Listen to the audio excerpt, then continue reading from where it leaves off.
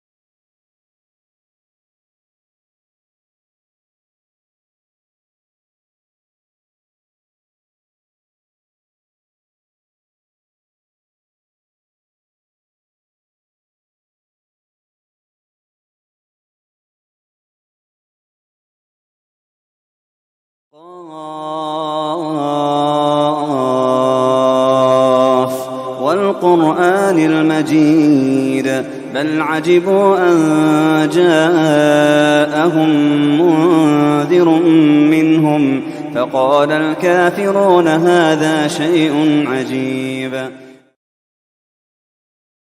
Assalamu alaikum wa rahmatullahi wa barakatuh, everyone. Welcome to another episode of the Muslim Cowboy. And today we have a super interesting and maybe highly over needed podcast about something that is on everyone's minds and on everyone's tongues. And that is the issue of taking a look at the mosque Islamic situation with the Islamic communities in the West. And as you saw from the poster, we've got, mashallah, a great team who they don't really shy away from talking about anything. And that is the Mad Mamluks. And we have a special guest today with us, none other than one of my closest friends and someone who's done an amazing job at helping spread awareness for those people who, you know, we need to make sure that we are taken care of, as is our duty. And that is, you know, the blind and disabled community, giving them a voice so that they can speak for themselves and they can be empowered. So first of all, I want to welcome everybody up to the stage. Assalamu alaikum wa rahmatullahi wa barakatuh. Assalamu alaikum wa rahmatullahi wa barakatuh. The Muslim Cowboy. Here we are, brother. We're doing it, man. What's going on? It's nothing. It's not the same as being in your studio, though. It's You know, it depends who you ask. Thanks for having us, Cowboy. Yes, sir. And you can hear my voice clearly. You can hear us clearly. Yes, everything's actually really good. Nadir's the only one who's got some audio problems, but look, it's okay. Talk now, Nadir. I unmuted you now. Oh, you muted me. Okay. Yeah. It wasn't on my end, bro. Hashtag blind people problems. Yes, that is the hashtag. We got to make that blow up. All right. So, man, y'all, what time is it? 2 p.m. Yes, a little past 2 for us. Do y'all usually do a podcast this early in the afternoon? You know, once in a while when we're doing afternoon podcasts, Maestro Sim prefers after Dhuhr. So this is actually a pretty good time for our weekend if we do a weekend podcast, you know. But we're your guest today, so this is a great relief. I'm just giving you a heads up. I told this to Sim. I'm going to try to contain myself. I get a little giggly when on somebody else's podcast, and I can be very unprofessional, but I hope you don't mind. No, I think you'll be all We right. need unprofessional Sheikh Amr today. No, we got a casual stream just like you guys do too. So I mean, bring it. Hopefully we can get deep into this. I don't got to remind you guys that there are some things that we can't talk about. So let's keep that in mind and let's begin. So first of all, I was brought to my attention. There's a brother. I think he's from Nadir. Correct me if I'm wrong. Is he from like the Irving community? Which part of Dallas is Shane from? He's from the like Richardson area. Richardson, North Dallas area.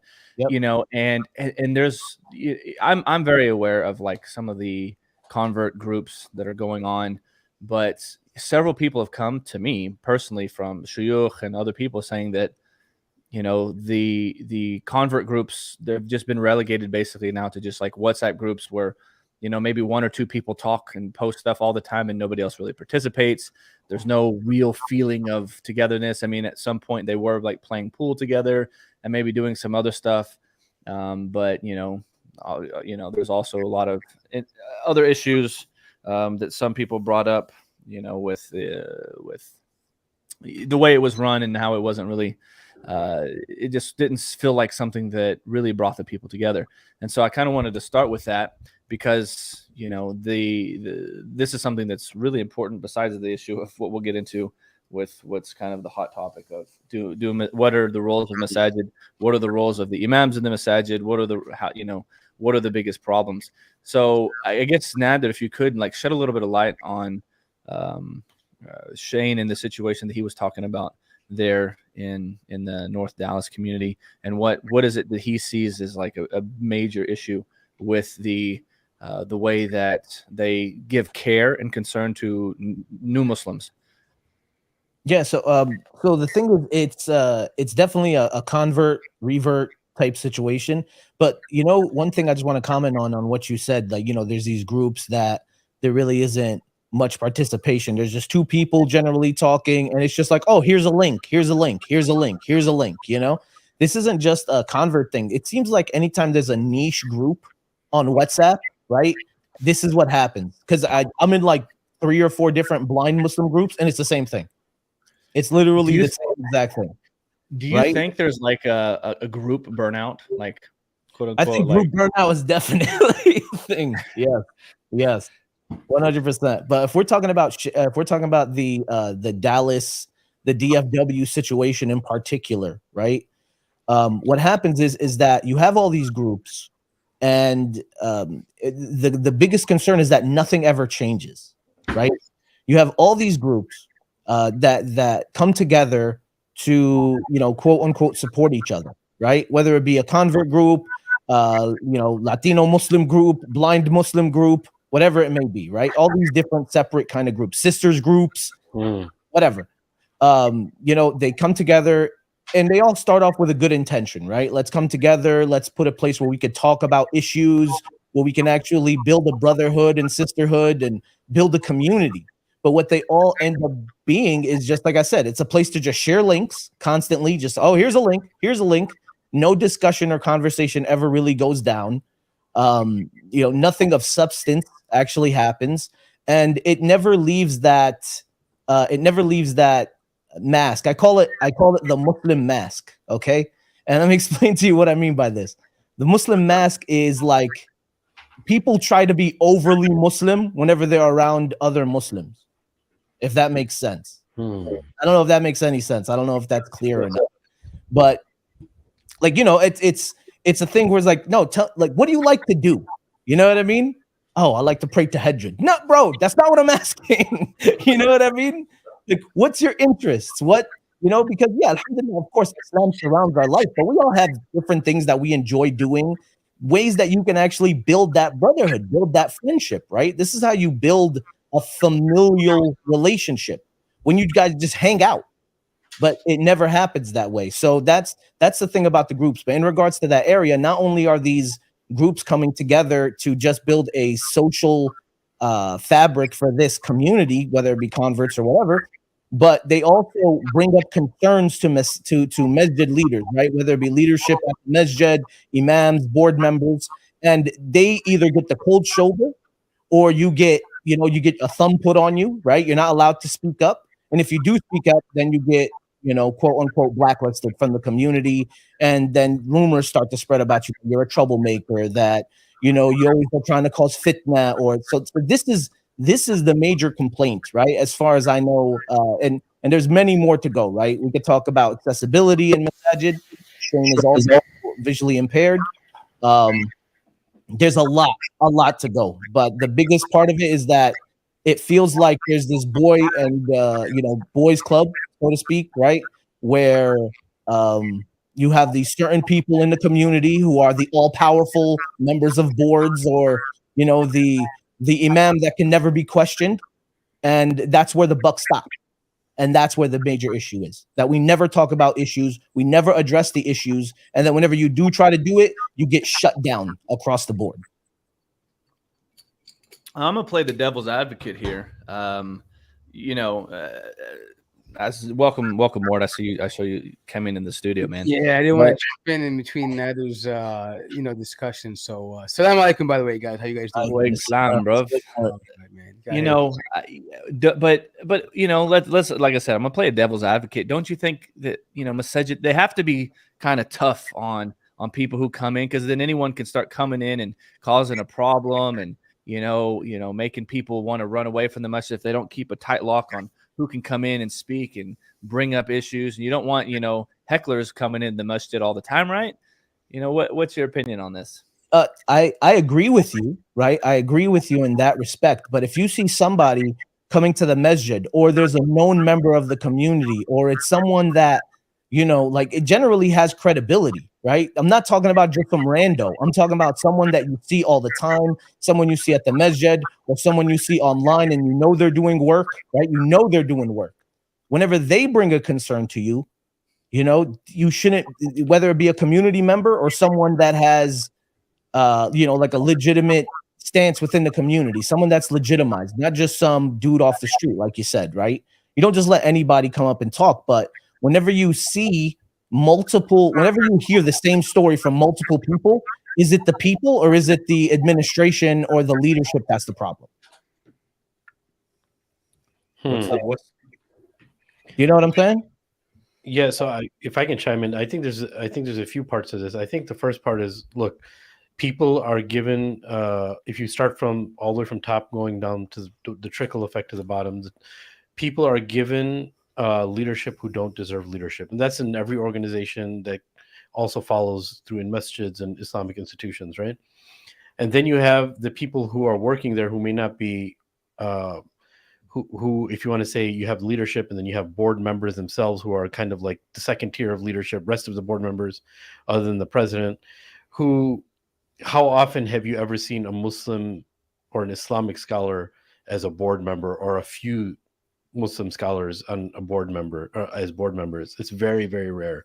I personally don't know of any, maybe one or two institutions, and they're not even in Chicago. And then you have volunteers who are helping, and they're just there for volunteering. They want to help in the masjid, but they're not properly trained on how to, for instance, the person that comes in is seen as a complainer, rather than let's talk to this person and let's see what we can do to help this person, right?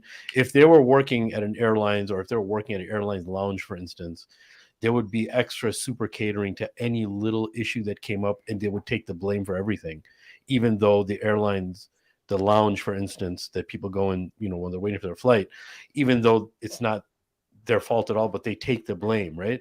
That type of hospitality we don't really see in Muslim institutions. I think that's kind of what you're referring to, is that even if they were at their workplace and the professionalism that they have at their workplace, if they were to have an Islamic element to that in the masjid and the Islamic institution would be a different place, right? So I think it's on all tiers, is people are attending and helping a masjid, and they don't, a lot of times you will have volunteers that are awesome, but I'm saying as far as the leadership is concerned, the precedent that's set is more of, this is a business, this is a corporation, and this is how we have to run this thing, right? And yes, I agree with the Muslim Cowboy. You have to have certain standards of people who are coming and presenting, right? And that want to make announcements, and that has to be there. But on a general level, a system, a process, right? Yes, there has to be a process. People can address grievances instead of just someone comes in the masjid and yells in front of everyone, this person did this to me, and then now everyone's wondering, and anyone could just come in and say anything at any point. Yeah. Right? So that control, obviously, the control of community has to be there. That's very, very responsible. That would be the responsible thing to do for leadership. That's why they're there. That's what Umar ibn Khattab was, right? And that's how we look at people who are our flock, right? And the masjid people, the boards of institutions and masjids have to understand that they are shepherds and they're responsible for their flock. That's how they have to look at the masjid, right? And when you make it into a business model, people have been in all types. All of you guys have probably been in these meetings, or where it's everything's this business jargon and genre, and how they do it in project management, and how revenue is brought in, and all the that's used. It's all strictly business until they don't want it to be business anymore. Exactly. You understand? It's business until you're like, okay, I need accommodations. Well, brother, what happened to business? Business is out the window now. We don't want to talk business anymore. Very true. You know what I mean? Yeah. And then one thing is I'm sorry for interrupting. I just want to add this. No problem. You're right. We shouldn't be going out in front of the whole masjid saying causing issues. But the problem is whenever I send an email to a board member or to a general email address to the masjid, it goes to a black hole. When I call a number, nobody answers. Whenever you understand what I'm saying? Yeah. So what happens is I give the example of Tupac, right? I'll give you a Tupac example. Tupac was like, okay, first we're outside the door and we're peaceful singing, we're hungry, give us some food, please. And then nobody's answering the door. So now you're at the door, you're getting a little more ramped. Like, come on, open the door. We got to get inside. And nobody's opening the door. And then it turns into, I'm picking the lock, you understand what I mean? Yeah. What happens? You push and push and push and push until you push someone to their point. And then as soon as they hit that point, oh, that brother's crazy. That brother is out of control. you can't listen to that brother or that sister or whatever it may be. Yeah, and what was that? The African proverb. I think is very relevant. If the community doesn't embrace the youth, they'll burn down the village to feel its warmth.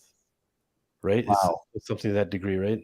If the village doesn't embrace its young, then the young will burn down the village to feel its warmth, right?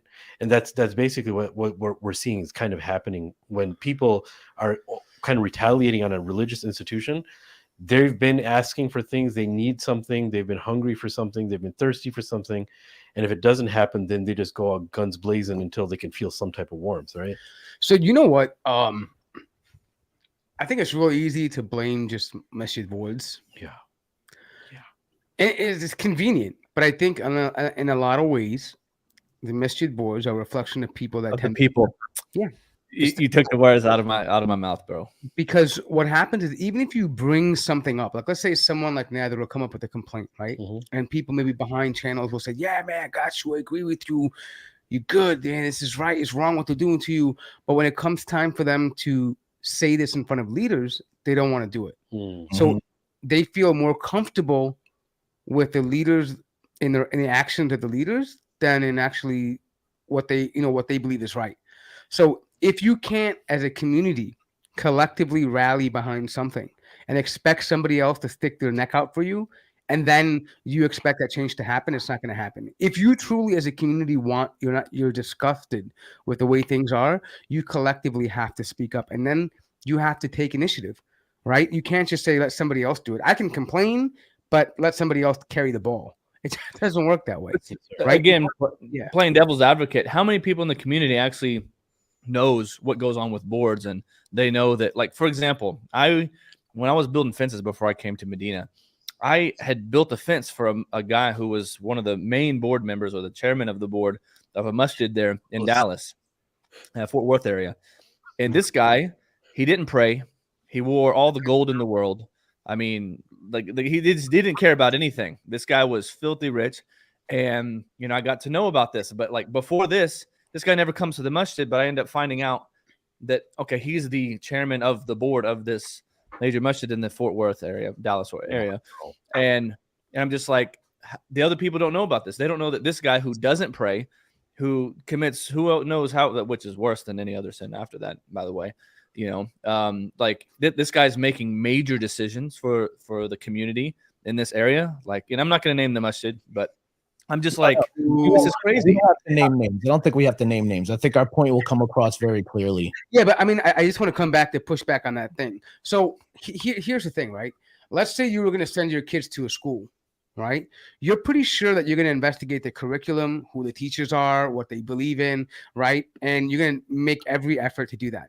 Because you're a responsible Muslim adult. You have no idea how some parents, it's literally they care, drop the kids off, peace out. They don't give a crap. Yeah, I mean, I think it's true for the most part. Like, I think it's an Islamic institution. Okay, fine, we'll drop them off. But generally speaking, like they're going by word of mouth, but they believe the community has well. But I'm just saying, in general, forget about even school, right? Something else, like let's say an extracurricular, whatever it may be. Parents generally will worry about, or they want some information about what their children are going to be exposed to. Security, right? Safety, all that. It's something. They're investing or whatever it is. Like, even forget children, even something else that you're passionate about. You're going to spend time reading about it, finding out about it, learning about it, right? Something. My point being is that they're not invested enough in their community. They don't really care to know as much. If they really were genuinely concerned about what's happening in the masjid, then they would take the time to know who the board members are, how they got there, why they're there, the whole process. But most people don't. They just want to come to the masjid and pray Salatul Jummah and then go home. And then when something happens, they all hoo-ha about it. Oh, how dare they? How dare they? But they're absent from the main process. Yeah. They're absent from the actual, the main body of Muslims that go there, right? And I'm not saying that that every Musalli has to be familiar with all of that, but I'm saying if you're going to criticize it, at least know be invested in what the process is, who they are, how they got there, what the outlook is. Is the board putting out their financial details? Are they doing? I mean, whatever it is, right? You have to ask the questions. No one's just going to spoon feed you this for you because you're the community member and we glorify community. No, you're going to have to take some initiative and find out if you really care. Investigate yourself and put the work in if you truly care. I agree. I agree with you more. I do. Right. The issue is that how many? Do you know how many of these masajid? And I know for a fact at least 3 masajid around this area that they have boards and they have secret board meetings to elect the board. You know what I mean? They're not making announcements to let people know when to come in and actually pick the people on the board. But now you only know that because you found out, you inquired. Yeah. People wouldn't even know that. They don't even know it's happening. Yep. The reason why don't we know? We have a culture of outsourcing where we want all of our things taken care of by someone else. We heard about the disasters in Morocco and Libya. Send $1,000 to some charity organization. Hopefully they're using our money the right way. We don't have time to look into, or be invested in the organization itself and the upkeep and use. I mean, think about your kids. I'm guilty of it too. I'm not saying I'm better than other people. I'm just saying that when things are getting too much for my kid, I delegate it to YouTube kids videos, and I'm like, YouTube, you babysit this kid. This kid is crazy. He's got that crazy white privilege in him, and I can't handle him. Sorry, Muslim Cowboy. He's driving me nuts. That's okay. I've been adopted now. So. Cowboy, I've decided my son, because he's born into a Muslim family, that I'm not going to teach him Islam because he's white. And I'm just not, because he needs to have this advantage that when he comes of age, he becomes Muslim, and then he'll be a convert, and then everyone will actually treat him nice. Everyone will treat him nicely for the first day when he takes his shahada. There's that convert privilege. You raise him as a Muslim, like, oh, he's born Muslim. No, bro. Nader, I will say I've had some pretty good Muslim privilege, white convert privilege, for the last 9 years. Oh man, you should flex it, bro. You should use it to your advantage. But anyway, look, we have for this the good. Yeah, for the good. We have this mentality of outsourcing everything. We just want everything to be taken care of by someone else. Throw some money at it, out of sight, out of mind. I don't want to worry about it. And this is how things have transpired in the West, not necessarily just in the United States. I'm saying, Canada, UK, Australia, etc., where things are just outsourced. You want to learn Arabic? Forget about the local Islamic teacher. Just get someone cheap off of from Pakistan or whatever country, Egypt, and you just pay them $50 a month, and you get your whole family Arabic lessons for $50 a month. So that's a good deal. I mean, if you got the link for that, I would share it. I'm not sharing my Quran teacher with anyone, bro. The moment they get busy, your time gets squeezed. Mm-hmm. They stop paying attention to your capitalism at its finest, bro. You know what I mean? No, but I mean, I think he's right in a point where, like, you know what? And what that means, outsourcing, is that you don't want to deal with your problems, right? And so we're quick to complain about something. And I'm not doing this to take away from the fact that we have crappy boards. We have very, very mismanagement in the masajids, and it's not to take away. They have their accountability too. But I'm saying that I think before you, and this is not at Nader or anybody else, I'm saying in generally speaking, right? If you are going to be coming at the board or masjid the way it's run, I think before doing it publicly, you should see what have you done to actually figure out how you can get involved, or how you can understand the process. And then if you go through that and you're facing significant pushback and you're facing like all these dilemmas and problems, by all means, right, bring it to attention because it's important. But I feel like a lot of us, sometimes we can criticize from the comfort of our home. Like, where we're like, hey, we're not going to be the ones who are sitting through meetings and coming up with budgets and forecasts and balancing the issues and things happen, right? We're not, I mean, just the bottom line, we want somebody else to do it, but then we also want to criticize every little thing that happens, right? And not that it doesn't deserve criticism, but I believe that constructive criticism is important. If you're criticizing something and you don't have a solution to it, you shouldn't really be criticizing it. You have to offer the alternative. Agree. I agree 100% with that. Yeah. And I deal with Yeah. that. I deal with that on my end too. You know what I mean? Yeah. Where I'm out here trying to do all this work to support blind Muslims, and even some blind Muslims are like, "Oh, you know, you could be doing more." I'm like, "We're what?" You know what I mean? Like, trust me, I deal with that too, and I get it. But like I said, in the same respect, right? In the same respect, what off of what Sim said, right? Like, we outsource a lot. You're right, we do outsource a lot, but a problem of that is we don't research on what we're outsourcing to. You know what I mean? What we do is we associate this organization or this group or this effort with a face, and we're like, oh, we see that face all over the place. That face is cool. We're gonna just take it for what, at face value. Period. You know what I mean? Yeah. And that's what happens within circumstances like that. And in regards to not armchair, what is it? It's like armchair quarterback, right? Yeah. Not armchair board membering it. Yeah, no, I agree 100%. You should try to figure out how to get involved and not just complain, right? But I think the people that complain the most are people that are actually affected by it directly, right? Like, usually people don't complain until they hit that wall, until they get that pushback, until it's like, I just brought up this issue thinking that it's something we should discuss, and now there's a rumor going around in the masjid that I'm a troublemaker. You know what I'm saying? Being troublemaker. Yeah. I mean, no, the thing is, I was thinking about this on the way over. I was driving. I got here late, but I was thinking, and I'm like, you know what? It seems that this problem of the board is something universal in all, like, we're in countries where it's not a Muslim government, like it's just the Western world, and I feel like this is a common theme among all masjids, right? People have this disdain for the board, right? And I think that perhaps maybe we should create an initiative where we get a panel of Muslims from across the Western world, and we come up with like bullet points of what a board should do. Like, for example, I think if you talk across the pond or anywhere else, people are against the idea of having a lifelong board member, but a lot of masjids have that. Yeah. Right. And I mean, like a point, like, a board should not have lifelong membership. We should have term memberships, right? Or, for example, we should have transparency. Financials should be displayed monthly for people to see. All board meeting notes should be made available. Just little points like this that we, as a guideline, like, for example, Muslim has their guideline for how to make a masjid ADA compliant and Muslim, compliant for Muslims with disabilities or whatever it may be, right? And they have a checklist to get certified, right? And say, okay, that has not been approved by disabled people, by the way. Okay. Yeah. But I mean, my point being though is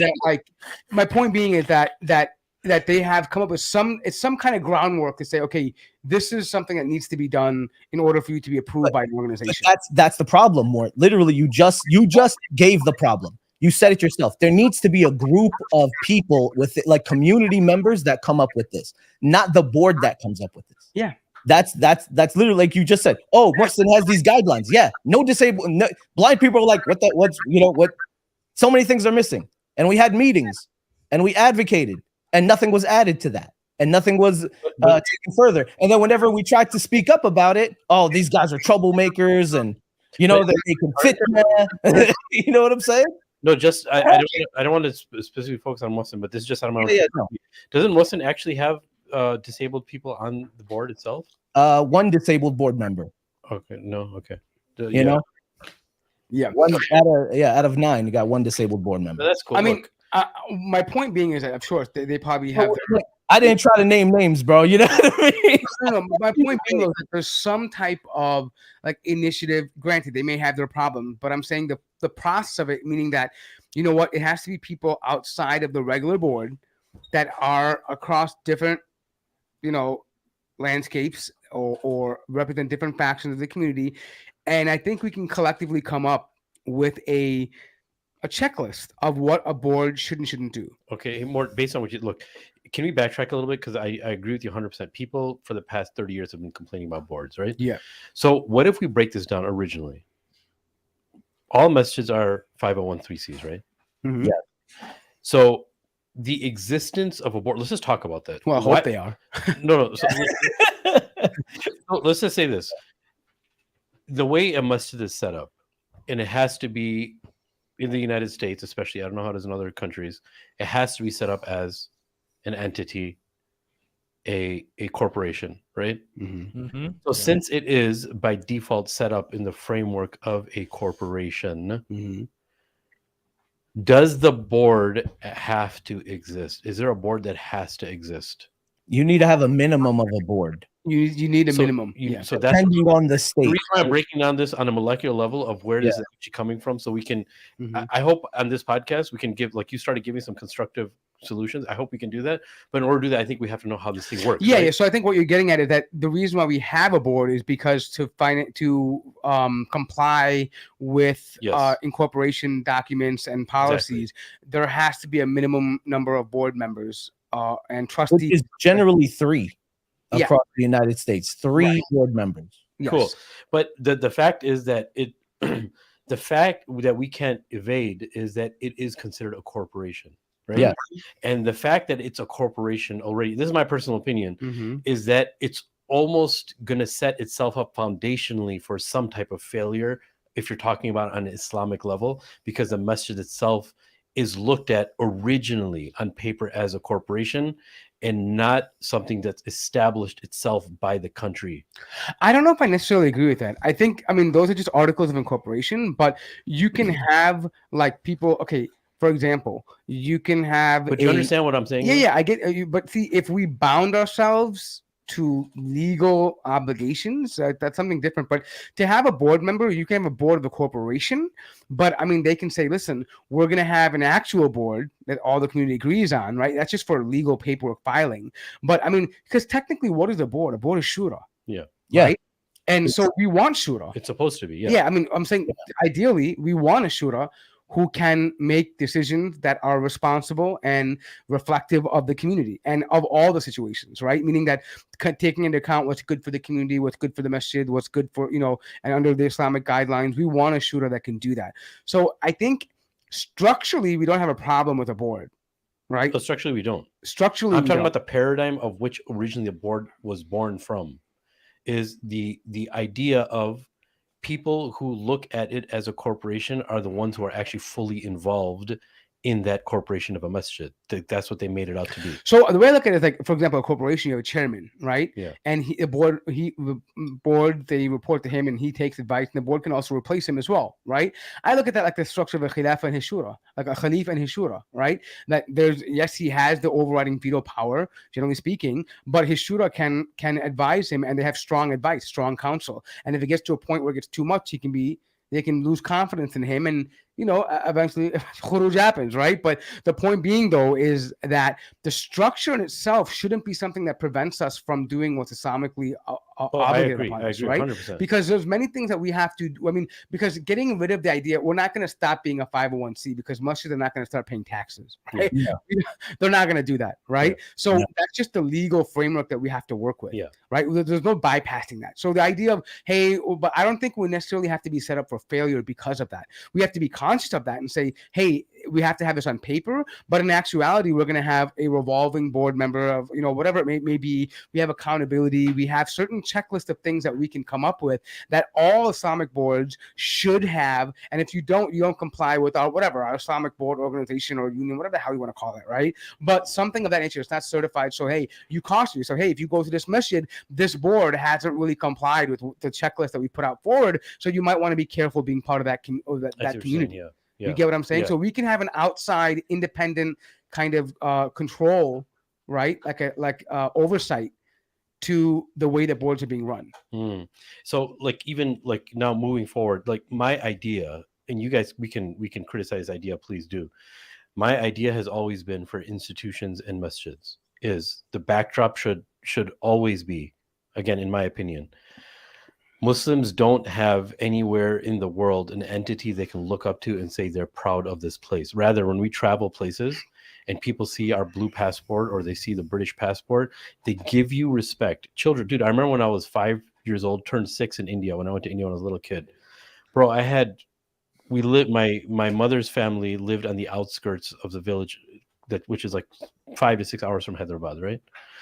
And I saw grown men coming to me and kissing my hand and respecting me The because blue-eyed devil shake? because I came from people don't know who you're talking to because there might be two people with blue eyes over here. No, Cowboy, time to take out that revolver. Listen, no, leave him alone. Okay, we're talking to you. No, but check this out. Look at the impression I had from such a young age.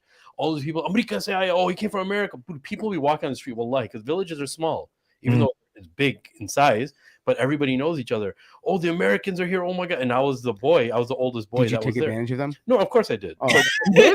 No, of course. Oh, you did take advantage of them? No, I'll tell you how. Oh, wow. Yeah, and I'll tell you how. Yeah, that's right. I'm from America. Let me get some pink tea, son. Let's go. They respected me, bro. They respected me more than their own kids because of America. Now, that impression that's left, wherever I go in the world, I'm going to feel proud of being an American because of the way I was respected and because the whole world looks to this entity's economic powerhouse. Your ego gets fed. But that's what our children, when we travel, even now, hey, I'm American, right? Don't mess with me type thing, right? We have that. We don't like to admit if that's what we do, right? We don't have it in the US, but we have it outside of the US. Yes, exactly. We use it. So the reason I'm saying is us as Muslims now, who were born and raised in the States or even migrated to the States, right?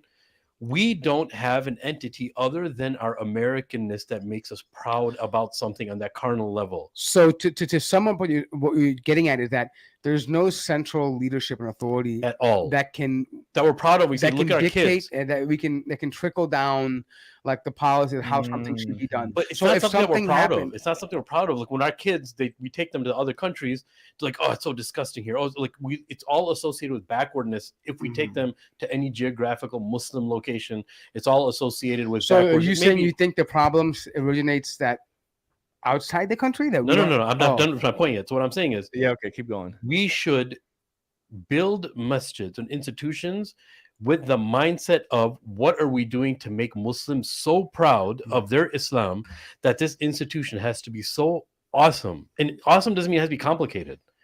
It has to be in a way that when people come to that masjid, if they were ever put in the situation or fitna of contemplating leaving Islam, the experience that they had with this institution, if all else fails, the experience that they had with being proud of the institution keeps them into Islam.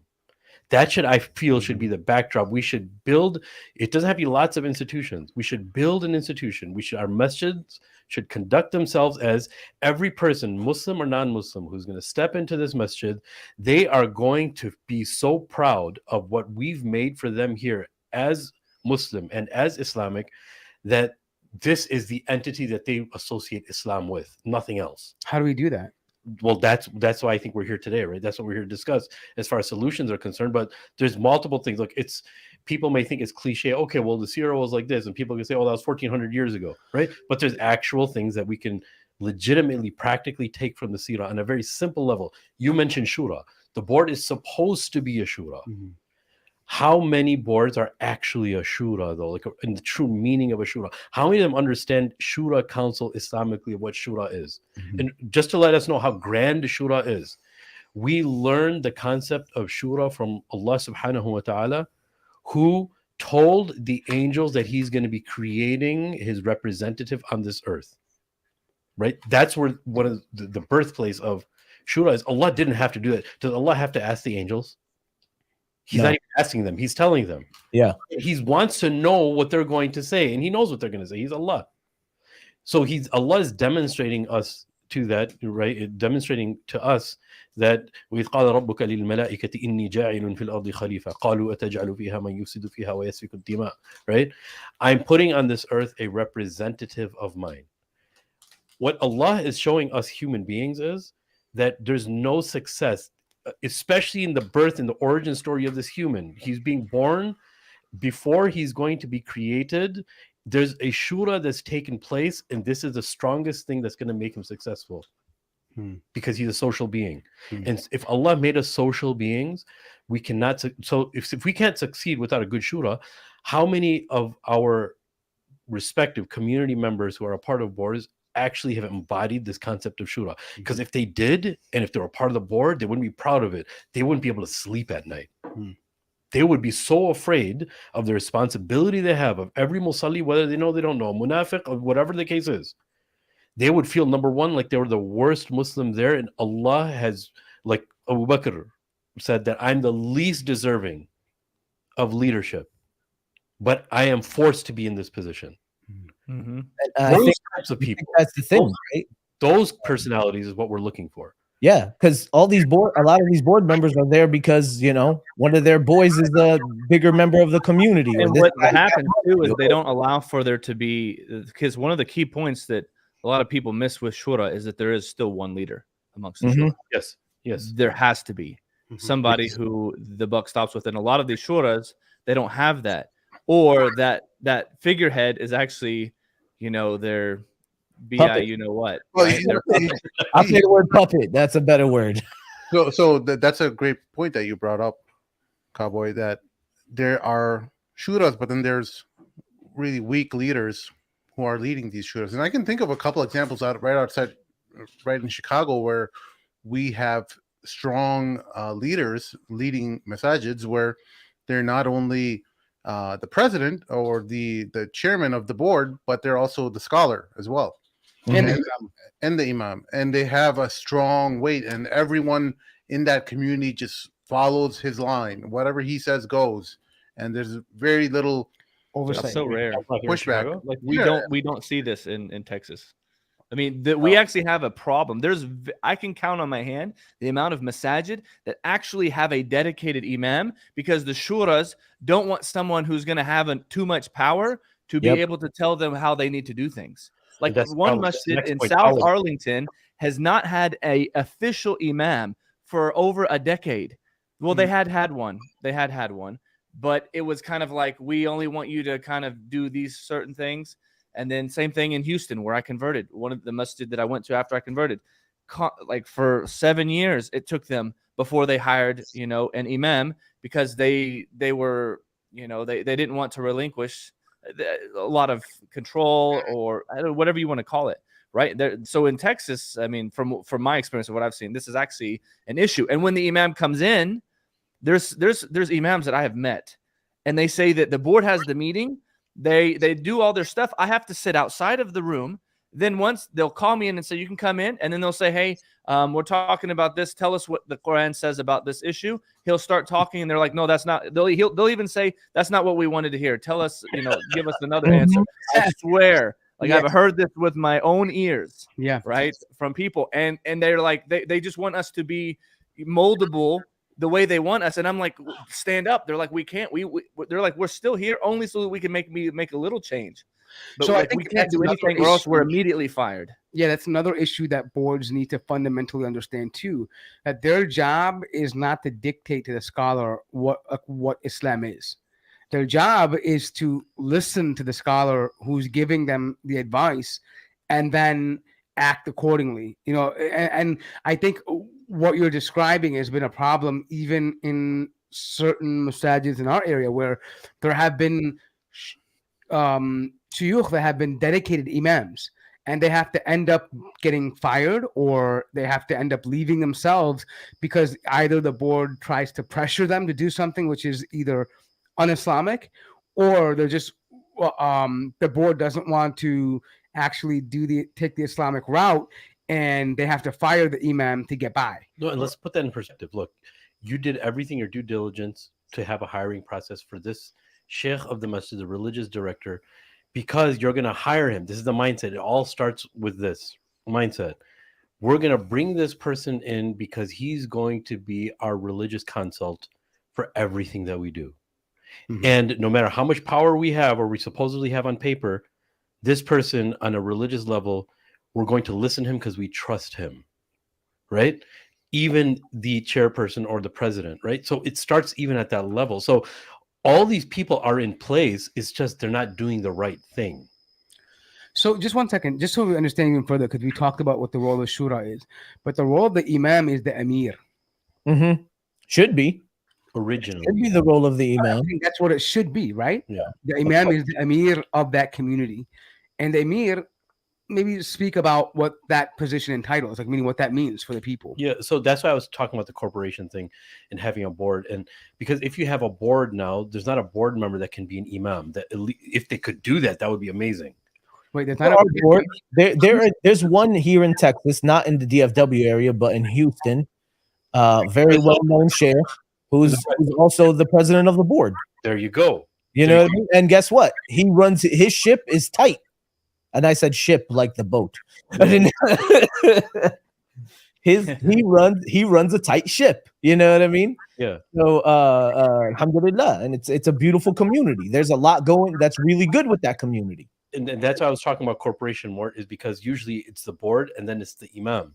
But if we were serious and sincere about having a successful masjid and board, at least all the tools for success, is the president himself would be the imam as the Amir.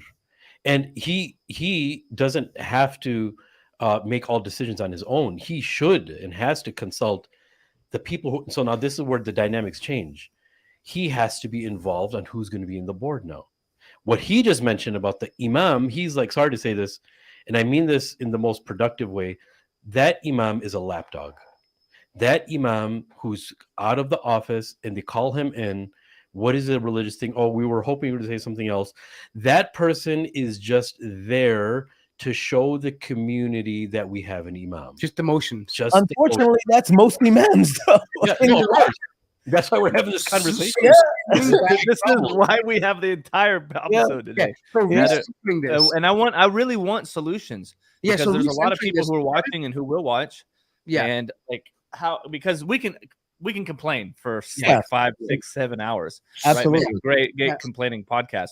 But we've each one of us individually dealt with our own situations with Masjid.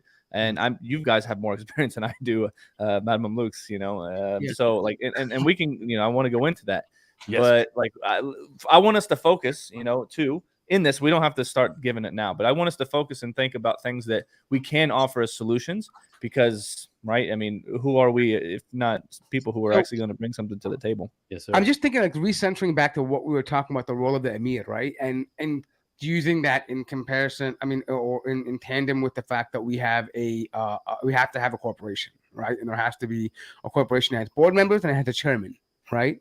What if masajids were to make the imam, the Amir, the chairman, right, and transition that role? So therefore, the board can have their meetings, discuss budgets and expansions and all the stuff, but ultimately it has to be run by the chairman, who is then the Amir, who is the imam of the masjid. Yes. Right. I think right now, unfortunately, the board does not appoint the chairman.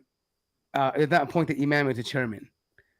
And chairmen can change, right? Just because you started the board doesn't mean you can do it fi sabilillah and start the corporation. And once you hire a full-time imam, he should then transition to being the chairman, right? Mm-hmm. And maybe that might be a start, because ultimately now he has veto rights. He has, he can pass down directives and initiatives, which are obviously based in Quran and Sunnah, and say, this is what I need the board to come up with, a solution for this problem, and these are the guidelines. Yes. So I think a big solution is, and I'm sorry, Sheikh Amr, for cutting you off. Bismillah, go ahead, brother.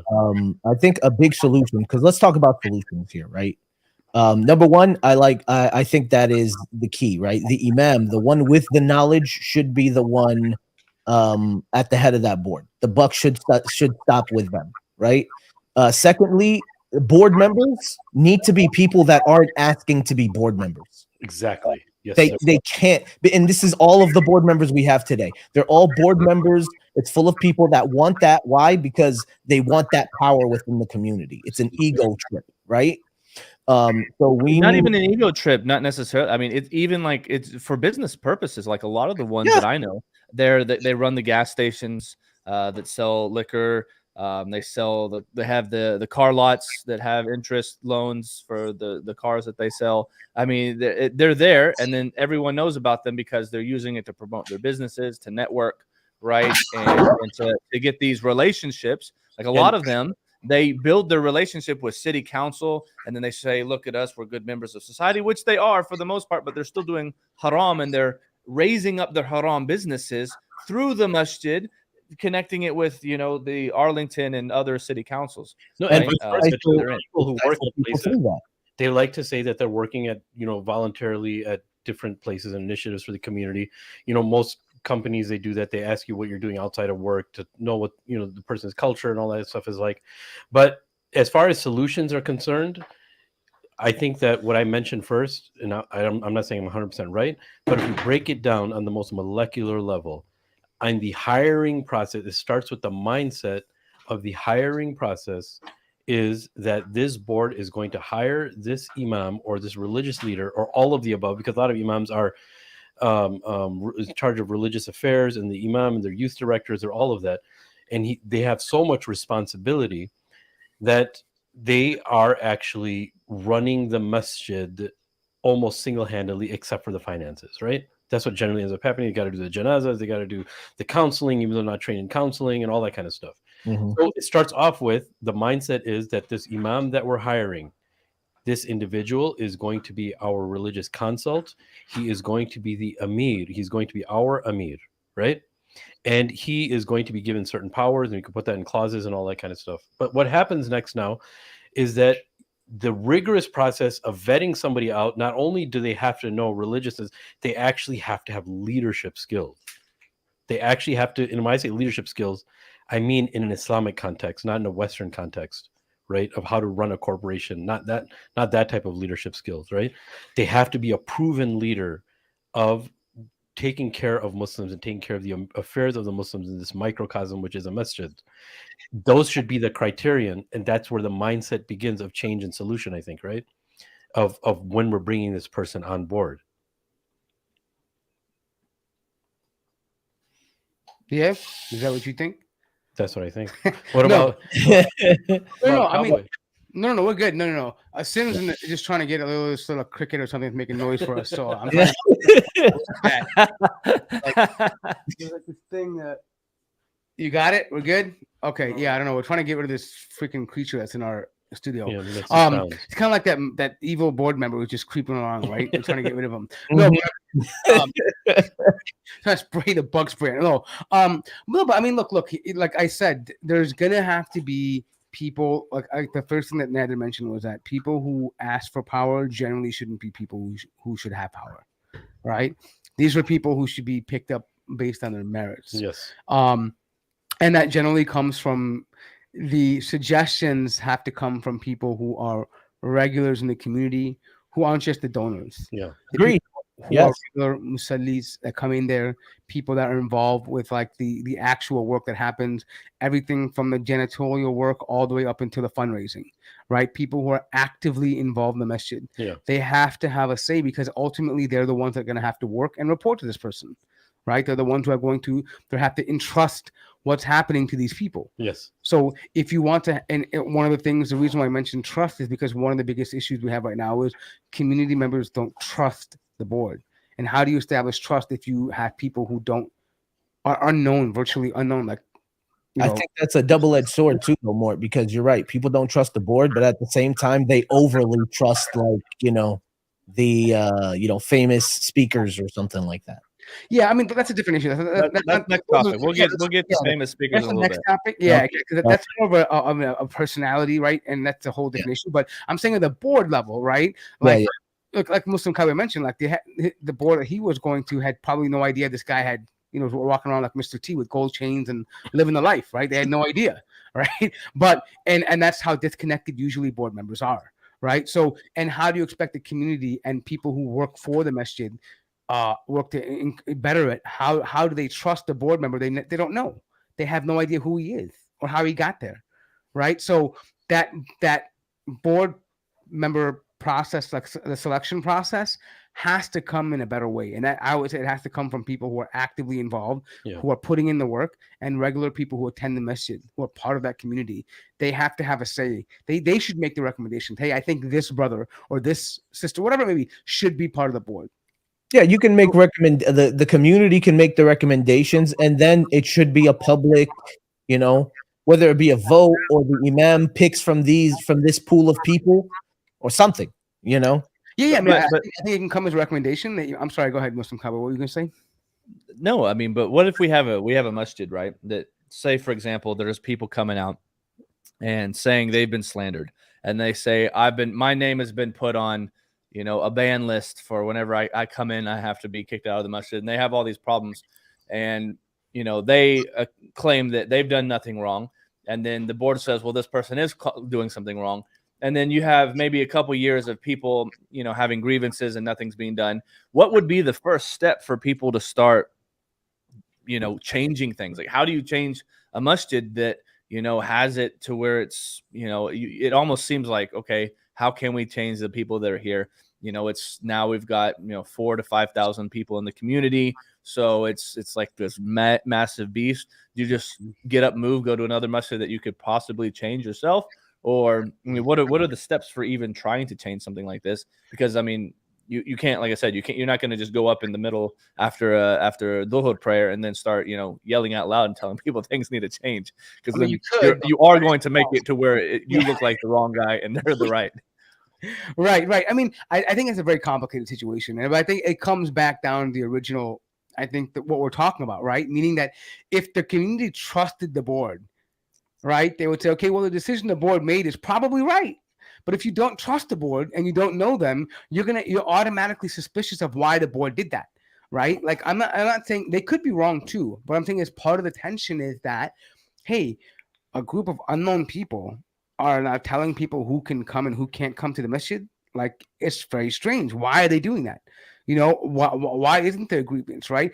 But if people in the community knew the board members, they actually had selected based on they were selected based on their merits and their characteristics. They would say, hey, it's out of line that a board, all these people that we selected who are known to be good, upright members of our community who are independent of one another, all of them collectively decided this person shouldn't be in the masjid. It's impossible, right? It stems from. I'm not saying that this brother's grievance isn't wrong right now. What I'm saying though is that the beginning process is the board actually being trusted. If now, in fact, there's a board that was elected in a way, to the process we're describing, and yet there's still a grievance. I don't know. Sheikh Amir, maybe you can comment, but I feel like that's a very difficult situation because you also don't want to break the jama'ah, right? There's having an Amir and having someone there, there's a line of succession, right? There's a hierarchy, and we can't just break ranks when we feel like it. Yeah, no, I agree, man. I've talked for a long time. You guys feel free to cut me off. I won't mind at all, because I have a lot to say on this topic. But I think. Well, by the way, for our listeners, Sheikh Amir's worked with many different mosques, so he has probably the most experience, at least in the administrative in this room, level. probably in this room. Yeah. I don't know what those guys. They seem like they're still pretty heavily involved. But are you judging me, Sheikh? Sheikh Amir, have you ever been kicked out of a masjid before? Yeah, he's been threatened. He apparently. Can you still go to that masjid or not? No, it's not the masjid part. That was the school part. The school part. Yeah. He's kicked out of I've never been kicked out of a masjid. Depends on what what phase of my life you were talking about, passing off flyers and maybe not being welcomed. But that was like in the late 90s. But no, meaning as of late in the past 20 years, no, I have not been kicked out of a masjid. But the thing is that, look, I'm very careful of how I'm trying to work with masjids now. Look, because there's no way out of it. You have to, especially if you have some religious training, you have to stay in touch with the masjid. Like in Muslim Cowboy, you can probably agree to this, is that you can do your own durus, you can do your own, but there's nothing like, even if the masjid, you don't agree with how things are run on a policy level, we can't refrain. There's nothing like being in a masjid and giving a dars. There's no, I'm not just talking about the feeling, I'm just talking about the fulfillment of the amana that you have, and it's a responsibility, and those things will bear witness against you on Yawm al-Qiyamah, and the masjid is the right place. So we're caught in, there's a conundrum here, right? And you mentioned in the early portion of the podcast, Nader, that most people, they really don't know, or one of us mentioned it. It's actually, and this is my experience, when you butt heads, when you disagree with something, that's when you see the other side, and you're able to get a glimpse into what the board may be like of any institution, right? But other than that, people just come and go, and they're like, yeah, I don't care about the board. I just want to pray my salah. I want to hear a good recitation. They're not gonna ever see that, and it's good that they don't have to see that, right? But this means this revamping is never going to be easy. And this is the problem here. This is the issue that I have, and I'm confused about. Maybe you guys can help me out. Is that in order for change to happen, you don't want to break the jama'ah, like Mort mentioned, but you know that there's going to be turmoil. in anything, and any change that happens, there's going to be lots of discomfort. The issue now comes down to is community members, how many are willing to gather and muster the courage and make change by possibly being ostracized and kicked out, as we mentioned, of masjids, because we want this change to happen, and personality, character assassination, rumors being spread about a certain person, because all of us know stories about that, because they wanted change to occur and they were making sense, but they were saying things that people don't like. So the next point is, how much are we willing to sacrifice? And the board members themselves, or the imam of the masjid in this situation, who's going to be the Amir of the masjid, that person has to know and knows full well that this is going to be their life. Like, they're not going to have a normal life. They have to love this and know that they have to be leaders because they were elected to do so. And everybody trusts them, that they're the one fit for this position, that them and their family life is going to be not normal at all. And their family has to be on board with this too. Like, their family has to know, and children have to grow up.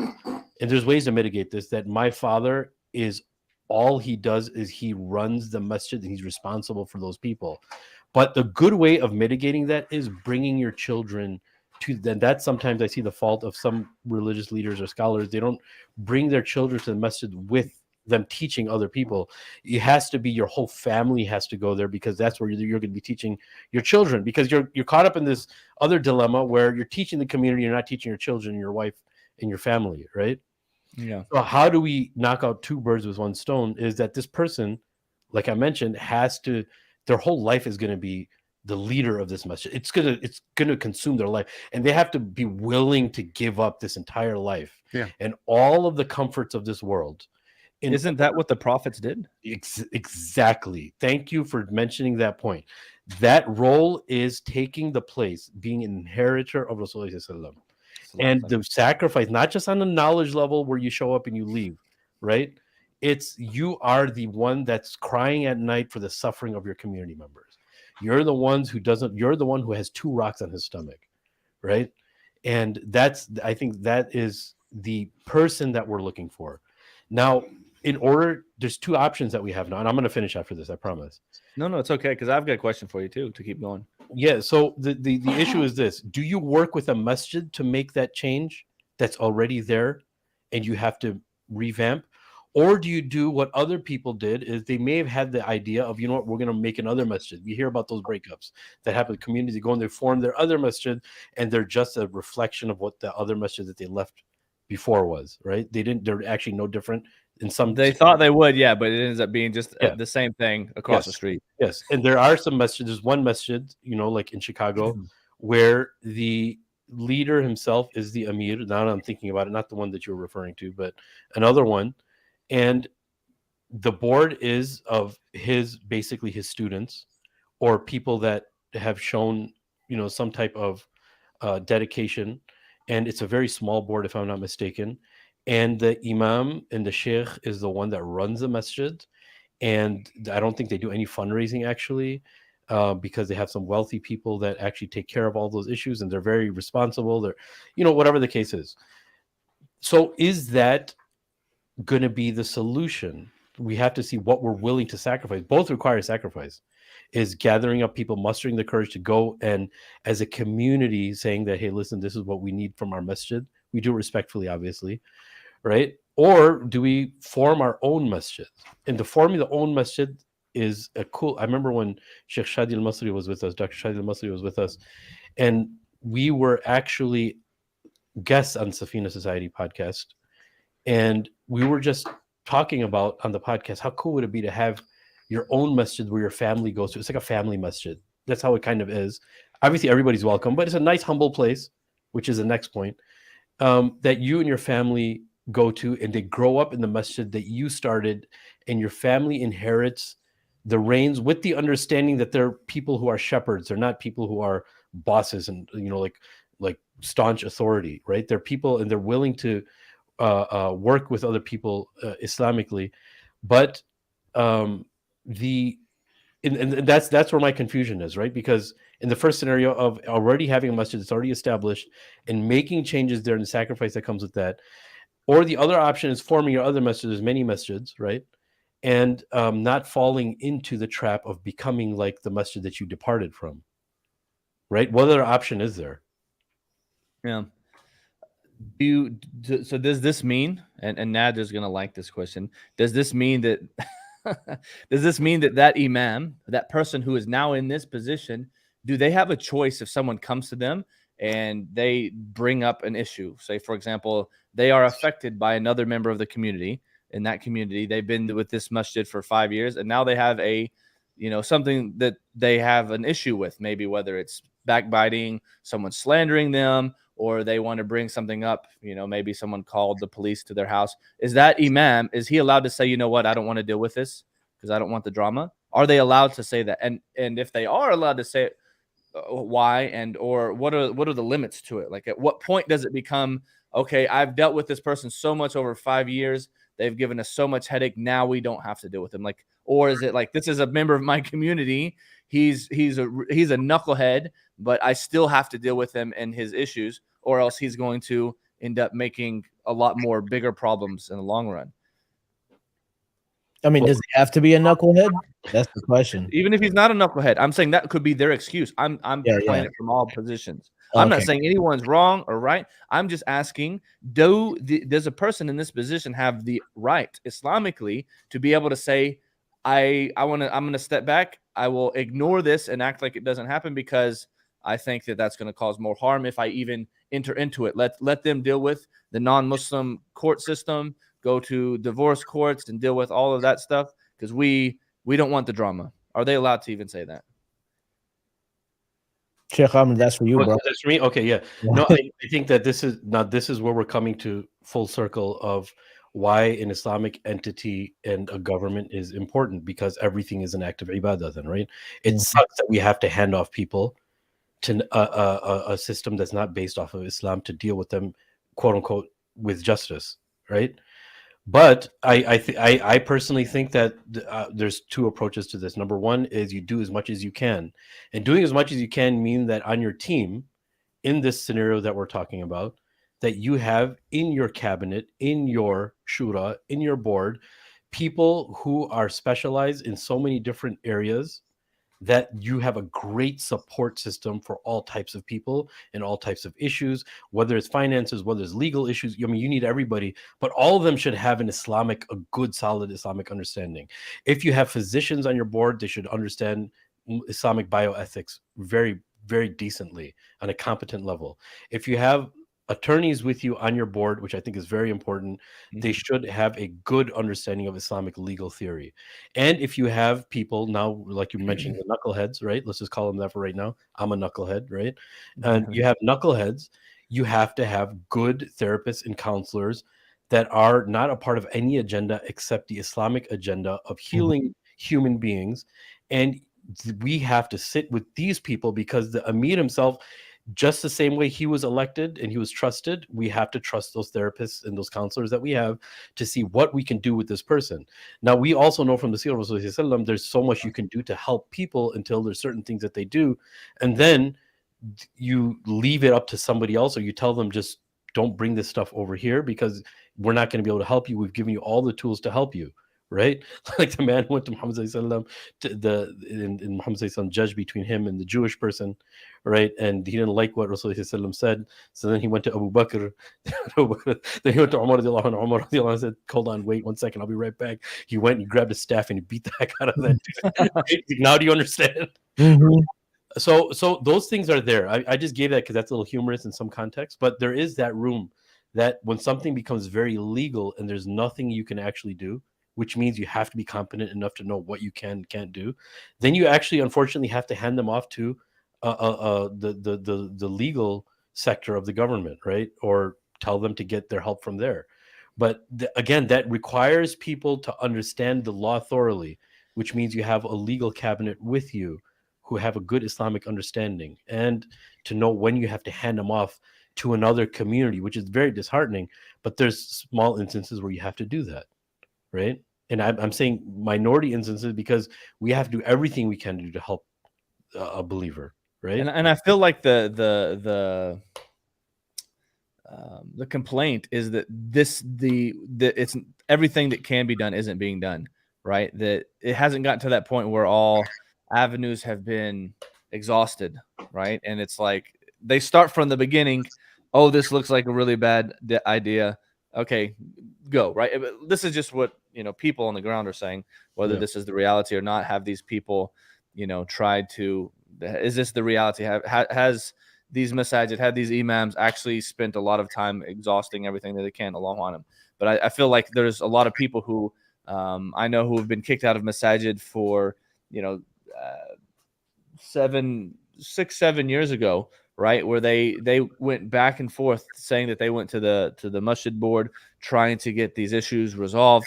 And then the masjid board said, they come and they say something completely different. No, this guy, all he wanted to do was fight us, and he was very violent. And then it's kind of like he said, she said, and if what the board is saying or the imam is saying is right, then that person was wrong. But this person's like, I swear by Allah that no, I came with real, legitimate grievances, and I had my, issues, and they actually didn't want to hear it. And so now they're making up this story, right? So at what point, when people who they feel frustrated because from their perspective, because we don't know what we don't see, they're saying that these people, these board members and these other people are lying, right, to the public. So they're like, we're going to come out publicly and we're going to smear this masjid. We're going to smear these imams. We're going to smear these names because we feel like we've actually been oppressed, right? Is that even correct to do once they've gone to that far? Or is that causing more fitna in the community? Is that question for me or is that for everybody? Anybody? I think the causing more fitna in the community is a cop out. I'm gonna be real with you. I think that's the biggest excuse that most of these boards and imams use. Oh, don't make a fitna in the community. You shouldn't have done it. Yeah, but your fitna against me is perfectly fine though. Look, there can be a good case for creating fitna. There is fitna that happens, and I don't think we should completely ignore the idea that people don't create fitna. People can create fitna, and I do believe there is a way that they do by circumventing, trying to reach out to the actual board, trying to address them directly, and if they do ignore those requests or please for guidance or help or assistance related to the problem within the mosque. I'm not talking about your personal problems or your wife is going crazy or your ex-wife is going crazy and they're not helping out. That's not their business. But I'm talking about in regards to things that are related to the mosque that they can actually help you with. And if in that event they're completely ignoring you, then that's, I don't think that's fitna. But I know there's people who have other feelings regarding that. They think that you're a mosque leader or your board, they should be involved with everything, and they should forego their personal lives and make you priority number one. I just don't feel that's a reasonable expectation of our leaders as well. I think there should be some level of understanding that, hey, these people have lives too, and they can't dance to every single request of yours. I think there should be some level of understanding, sensibility when it comes to requests. You have to be reasonable, and you have to be reminded that, hey, these people are human beings that have regular lives. They're going to, hopefully, if they are good people, they are going to listen to you, and if they can do something about it, and it doesn't require them to break the piggy bank or go over what's reasonably required to meet your request, I think most people would.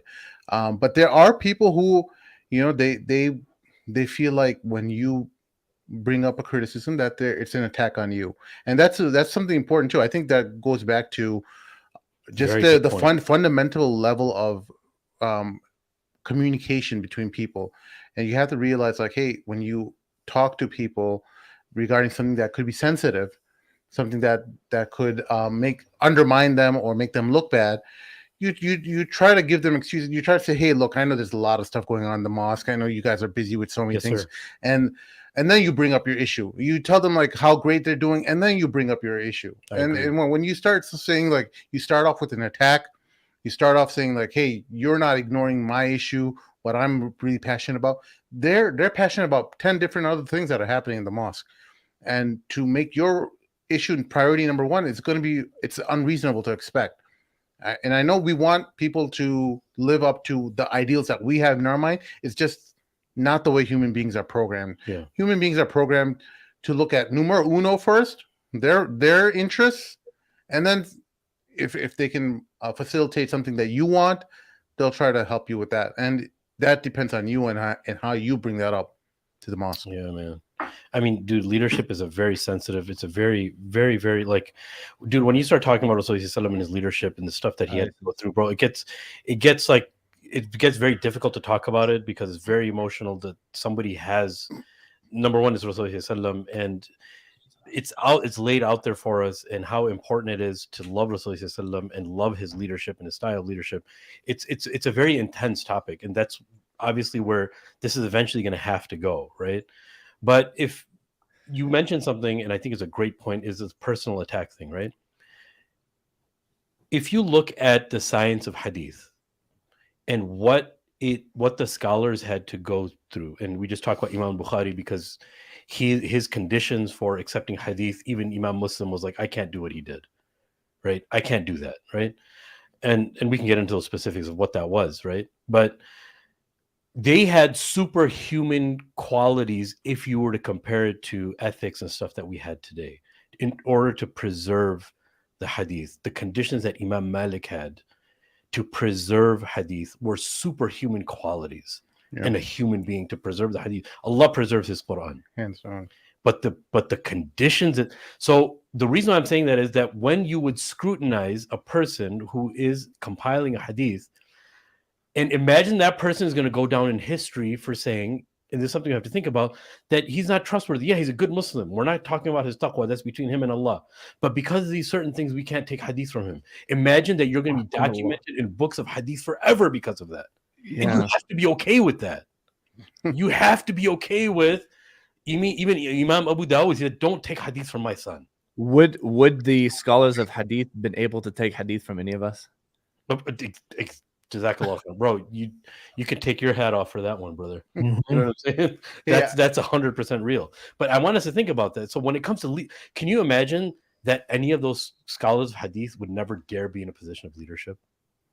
Now imagine what leadership requires now. Now the personal attack thing, there's two approaches to this. If you're in a position of leadership, this is for all of us. If any of us are in a position of leadership, we're either going to have two things that are going to happen to us. Either when somebody comes and we work really hard to build something and they criticize, whether they're harsh or they're not harsh. There's two things that are going to happen. Number one, you're going to feel bad about it. But even if you feel bad about it, you have to have that honesty with yourself to be like, this is my weakness that I'm feeling bad about this. The reason why I'm not accepting is because of my weakness. That's the maturity that we have to have. And this person may have legitimate points. Even though I'm offended by this, I still have to take their criticism seriously. Or the other person is, maybe it's because of fitrah that Allah has given him, or he's worked on it, and he's going to be like, you know what, I have to take this person seriously, even though someone may deem this individual not important. I have to take this seriously because he's a part of the community, and this person's an amana. Allah's going to ask me about these people, right? Look, Rasulullah could have taken offense of people that criticized him. What about the Bedouin that came and yanked on his collar? We're talking about Rasulullah. The Bedouin that yanked on his collar and said, where is my zakat? Right? What Rasulullah could have had a reaction. Umar radiallahu anhu's eyes were spinning. Rasulullah had a mark on his neck, right? Yeah.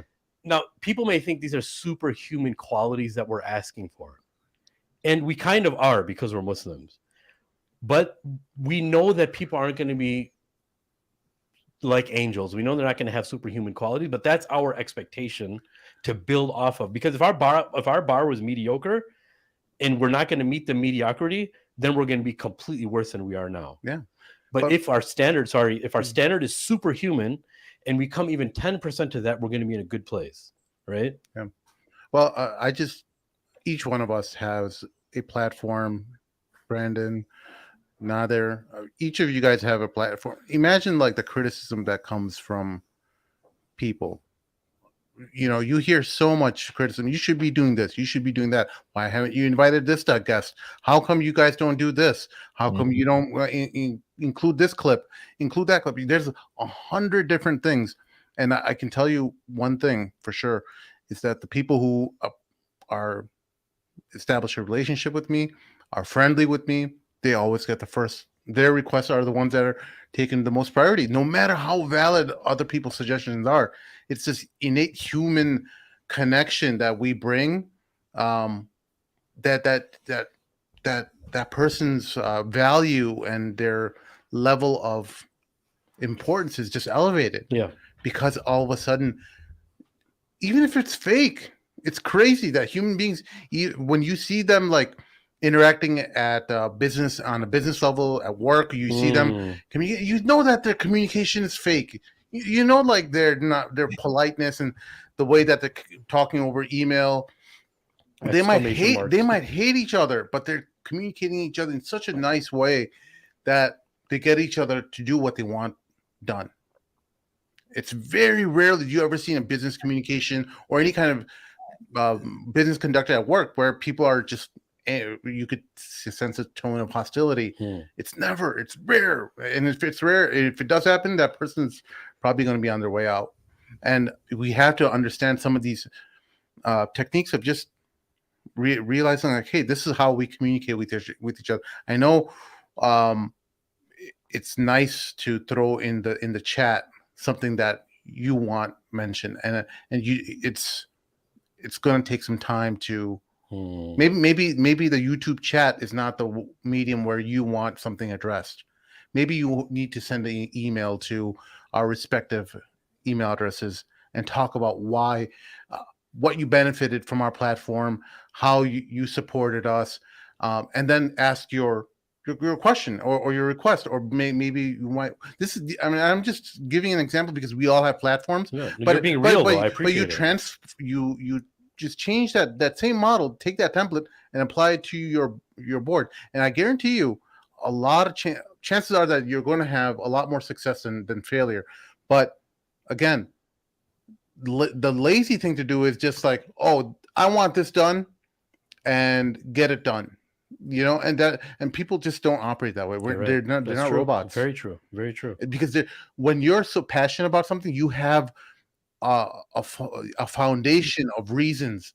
You've thought about it for hours and hours, maybe years, of why something should be the way it is. Right? Mm-hmm. Yes, sir. You're not going to convince someone overnight by throwing something in the chat or winging a 2-sentence email saying that, hey, you guys, you need to do this. Yeah. Sometimes you need to do more. And if it's something really important to you, you're going to have to put that extra effort into getting that person's attention. Yeah. You know? No, it's true. It agreed 100%. We're starting off with a kind word, but that kind of goes back to the example I gave. You're first just at the door asking nicely, right? And then nobody answers the door. So then you get more aggressive. You know what I mean? Yeah. And nobody answers the door. So then you kick the door down. You know what I mean? That's what happens. And I think most people give the community, or like the community leadership, benefit of the doubt. I think that's a given. I really do think most people give them those excuses, right? Those 72, what is it? 70 excuses, 72 excuses. 72 versions? No, the excuses. How many excuses you got to give your brother? As soon as he hears 70, he thinks of 72. So yeah, look at this guy. the Muslim. I think most people do that, but what happens is especially whenever you have a specific group, you either are a representative or you're a leader of this specific niche group within the Muslim community, and people are turning to you to try to get something addressed. So you try to address it by calling, by sending emails, by trying to get in touch with people, and nobody answers. Nobody emails you back. Nobody picks up the phone. You get nowhere, absolutely nowhere, right? So then what's the next step, right? What's the next step after that? And are those people that he's trying to Nader, because this is Nader talking from personal experience. What is what's the next step? And are those people liable? Are they, or do they like legitimately on the day of judgment they'll be able to say, hey, we didn't have to actually deal with him. We didn't have to. You know that's where you explore your options, right? You as a individual, not everyone has a platform where they can create a YouTube video or something, but you reach out to other people who can amplify your voice. And if it's also responsibility on organizations such as ours that we vet out, look at the facts of a case, and reach out to the people who are affected. If someone is making an accusation that, hey, this Muslim organization is not taking my interests seriously, if someone comes to me about that, well, then I reach out to that Muslim organization. I say, hey, can you address this issue? Are you willing to come on our show? Maybe we can talk about it privately. You don't even have to talk about it publicly. Let's just talk about it and figure this out. Let's try to bring people, because sometimes you don't want to. Sometimes people are hesitant about talking about business matters on air, and that's fine. As facilitators, as people who've put ourselves in the position on a platform where we're talking about sensitive issues and giving ourselves that platform, we've assumed that responsibility that, hey, just because someone has an accusation doesn't mean that they're right. There could be valid reasons for that Muslim organization or mosque not to take their complaint seriously. And there may be legitimate reasons for that. And so you reach out to them and say that, hey, let's come together, sit down. If you want to publicly discuss, we can talk about it publicly. If you want to do it privately, we can do it privately. But we're reaching out to you to find resolution in this matter. Yes, sir. And it's and that at that point, if the Muslim organization refuses and is ignoring those requests, then you're there. The public is only hearing one side of the story. Then that's true. And that's that responsibility that they also have assumed as well. They can't just assume that, we're bigger than Mad Mamluks or Muslim Cowboy or Islam by Touch. We're an established institution for 60, 70, however many years, and we don't need anyone's permission, or we don't need. See, that's where problems happen. And when people think they're bigger than others, that's the beginning of their downfall. Exactly. And how they that's what's happening, man. That's really what's happening. That's the biggest thing, right? Like, you're ignored because you don't seem as if you have enough authority, or you don't have, you're not, who are you? You ain't nobody. Until you become big enough to where you're someone they can no longer ignore. And at that point, I see that. I've personally talked to people, right, who they're like, they don't want to deal with you, or they don't want to bring you on until they see you as somebody who's quote unquote at their level. Well, that's because it's a PR nightmare at that time. Yeah. And it's not because they actually respect you. It's because now they have to deal with the problem of people. Oh, crap. If you go to the internet, people will say this masjid is X, Y, and Z. Don't donate to them. And then now they lose their funding, and people want to come there. They don't want to do fundraisers for them. They don't want to do events there. So to protect their interests, they're forced to actually have to address the issue. Yeah. And you've seen this happen with not only masajids, but even particular individuals where pressure was applied, and then clarification videos and PDFs and collective documents came out, and right, all this stuff happens because of the pressure. It's not because they actually said, "Oh, this guy changed my mind, he helped me get to see the truth now." No, it's an inconvenience. That's exactly it. Nobody acts until they feel like their feet are put at the fire. So they pick up PR mode. I don't know if y'all, because I didn't see if y'all took it back down or made an update on it, but weren't y'all dealing with a situation similar to this with that masjid there that hired the coach? Yeah, absolutely. The missionary. The mosque. The missionary. Not the mosque. The rabid Islamophobe. Yeah. So for your listeners who aren't aware of what's going on our channel, there was a mosque in our area. It's a mosque that was, deeply close to everyone in our team's hearts, because we grew up in that mosque. And their school section, there's a mosque business in the school entity ended up hiring a Catholic, evangelical minister, or not a minister, but he was a missionary, and he wasn't just any old missionary.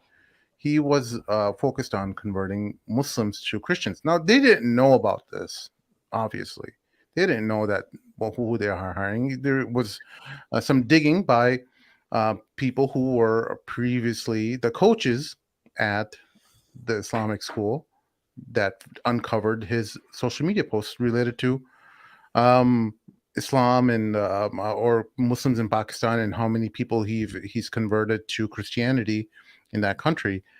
And so basically we found out that they had a history or pattern of firing coaches, and there was a student who was one of the children of the he was a player on the team.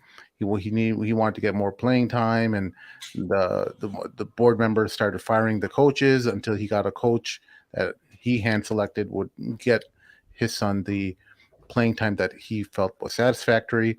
So there, we found out a whole bunch of stuff, and this incident related to the missionary was the icing on the cake. They had a whole lot of complaints over the years.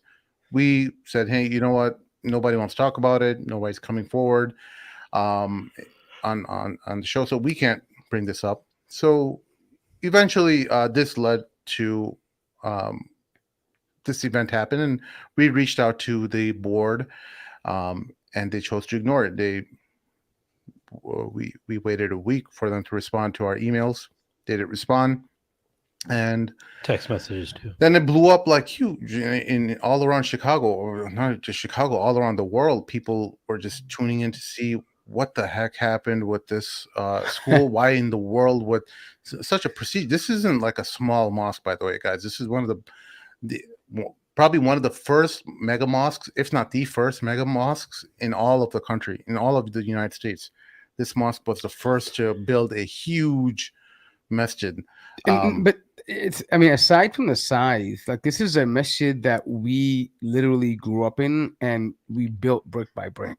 Like, it wasn't something where we just decided to talk about it. Like, no, we're deeply connected to the community, to the people that were even board members that are on there are related to some people that we, even to myself, right? And so it's not something that we just for clout, right? Like, it's no, it's not that, right? And it was more like, it's actually deeply embarrassing talking about yes, it. because to be honest, like, because it's your people, right?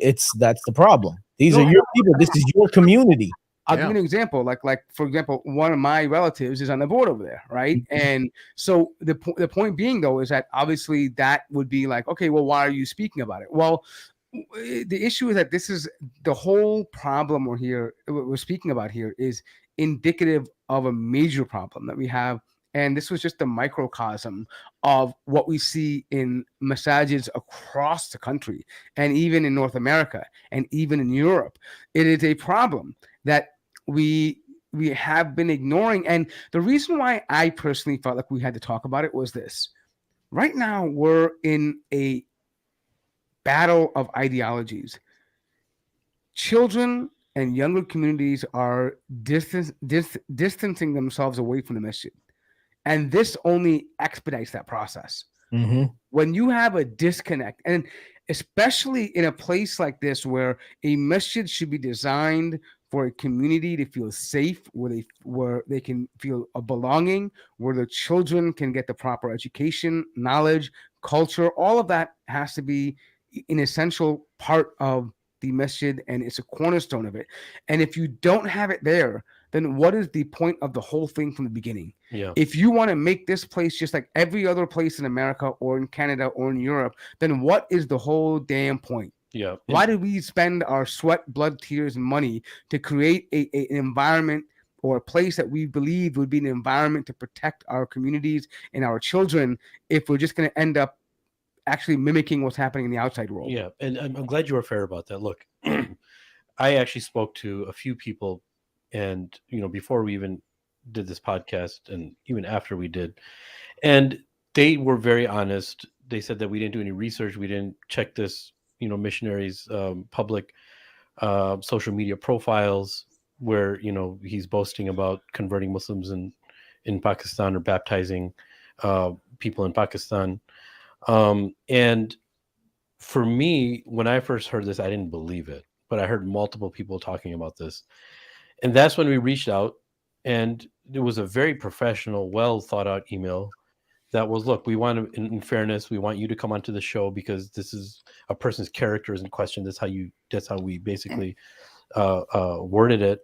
And it was a very fair, it was a very good email, big timed us, obviously. I sent one of the board members who's actually in HR, who runs the HR, a text message, didn't answer, obviously.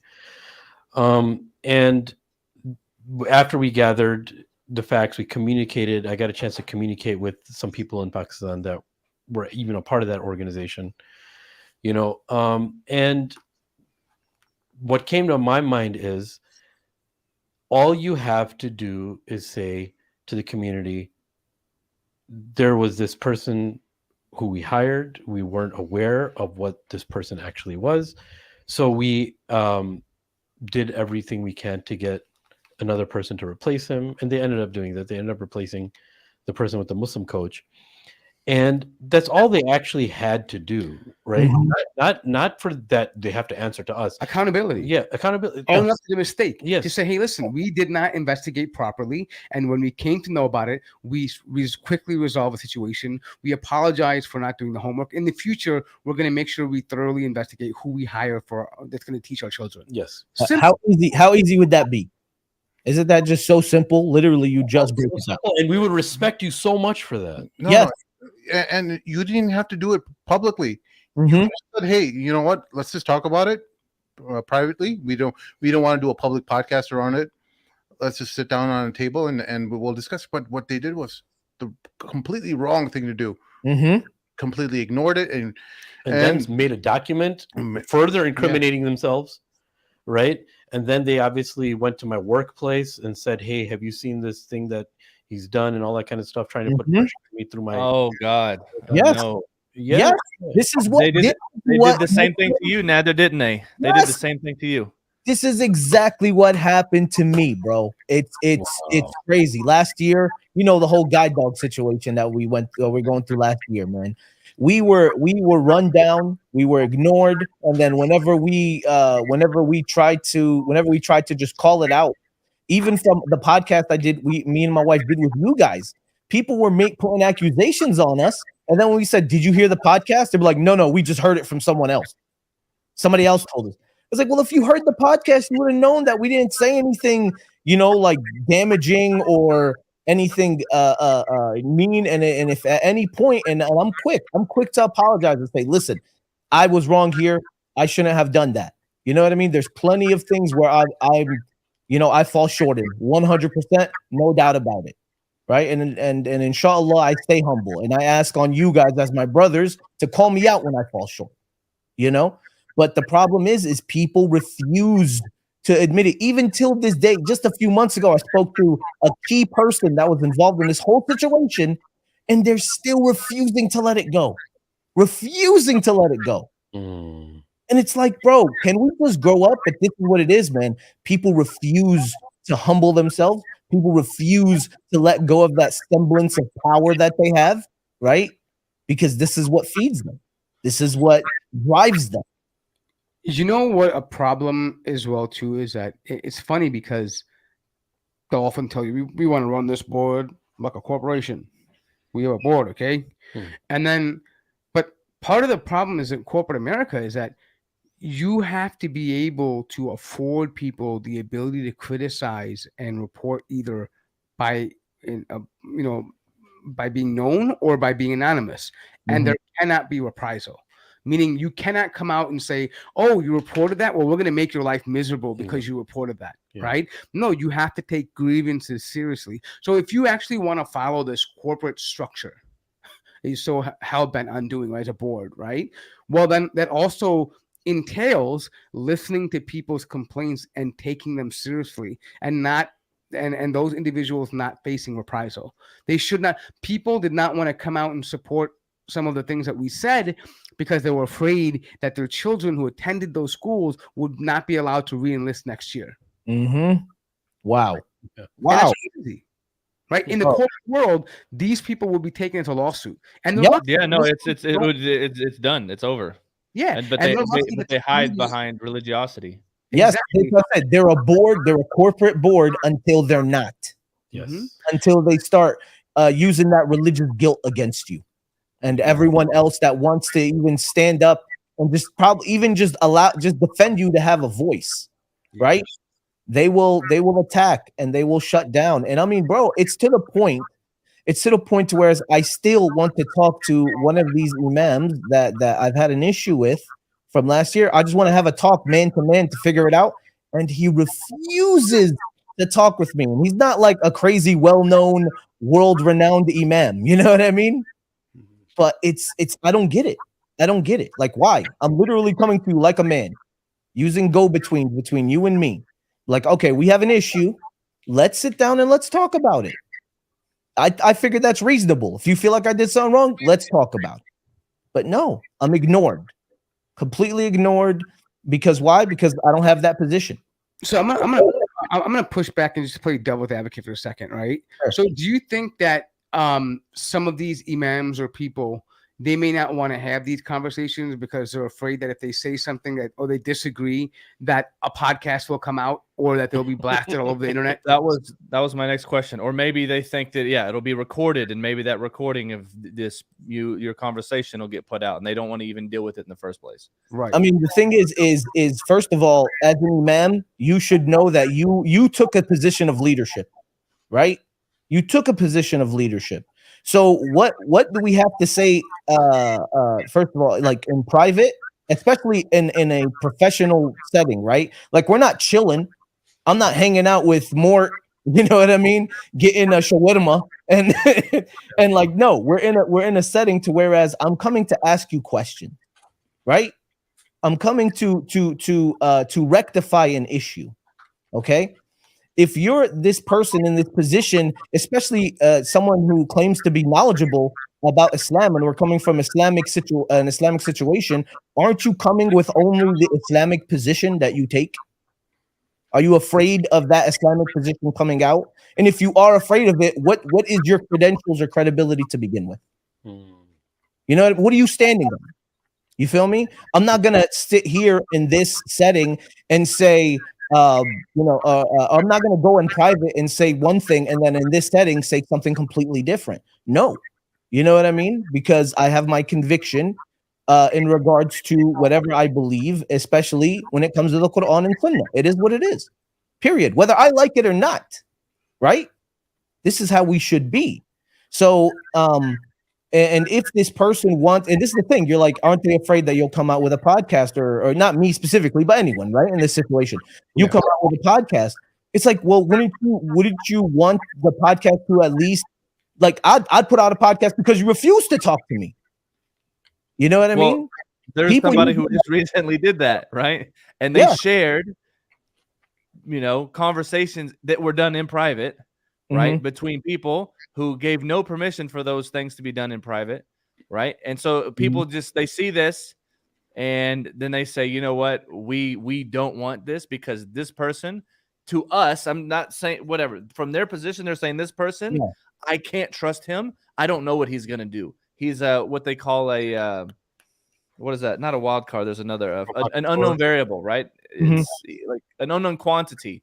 Like we're going to like we don't know what you know what I'm saying. Well, so like where's the line drawn? I mean, listen, you can be like this. All right, listen, I'm willing to have a meeting with you, right? But we have to sign a contract in which, or you could straight up say, I don't, if you're afraid that someone's going to record the conversation, you can straight up say, I don't agree to be recorded before anything starts. You know what I mean? And you can record that. We also have one of our friends of our show, Hassan Shibli, who handles MuslimLegal.com. They do a lot of arbitration. If you don't want to talk about it on the show, or maybe the arbitration is not the arrangement is not to the standards that you want, you could get his organization involved, and they will facilitate arbitration hearings where they hear both sides of the argument, and they can either publish it publicly or just resolve the matter privately among both of you guys. So there's many different options. It's only situations when someone feels like the other person's complaints are not worth bringing up. And unfortunately, I think, I think there's good people who get trapped in this feeling or this idea that, I don't have to address this. We're a bigger organization where we don't need, or they feel like,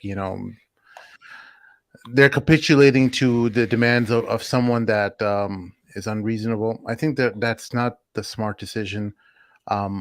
I know if someone had approached me and felt like they were wronged, I would take them seriously. But I know a lot of people aren't built like me, and I know, or any of us on this table or in this discussion, rather, I just think that many people have this idea that that things will just go away on their own, and sometimes they think that they just have to.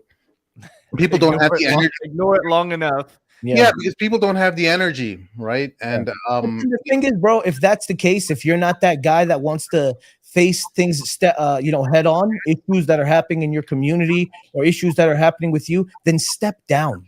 And this was my question. At what point is an imam or a leader in a community or the people in the how responsible are they, and how much are they required to? Look, if something is happening in the community, right, especially within an Islamic context, and someone is being wronged, and you see someone is being wronged, right? You see it, and you refuse to say something about it because you're afraid of how it's going to look. I think that there's no excuse for that.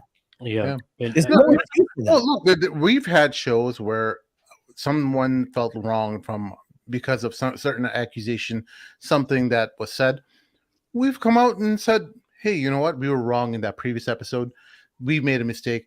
There was a moment where I made I got something got under my skin, and I said something about someone who I shouldn't have said something, and in the next episode someone reached out to me that was a close friend of both of ours, and I said, hey, you know what, I was out of line.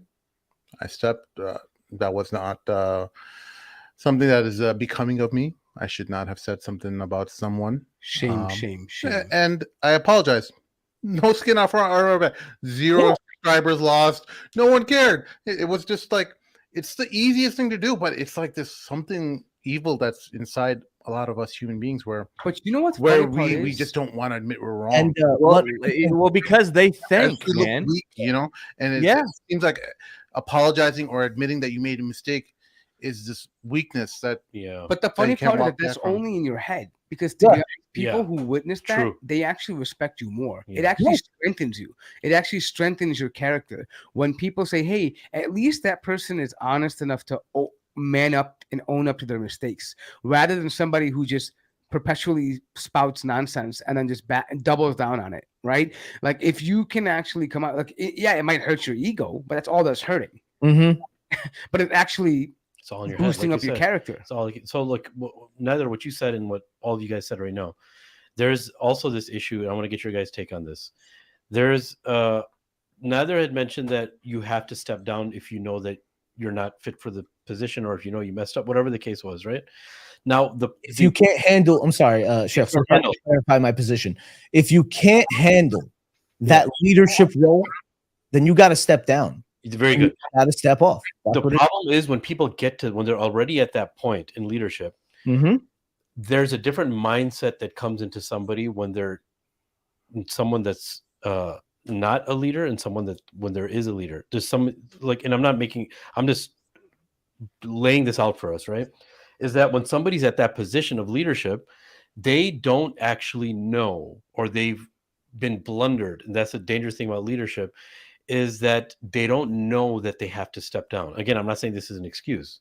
Mhm. The next part to that is that's why they need people around them that tell the truth and are able to have a conversation with them and say, listen, you are not ready for this position right now. You have to step down, right? You have to have people around you like that.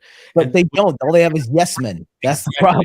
exactly. That's why when we're talking about, like, as far as board members are concerned, a Yeah. responsible board, they should, without taking offense, they should have that type of brotherhood where they're not going to band together. You know, like people like say this about the police, where they're like a fraternity. They have this fraternal brotherhood where they're all going to take a hit for the team. They're all going to have to.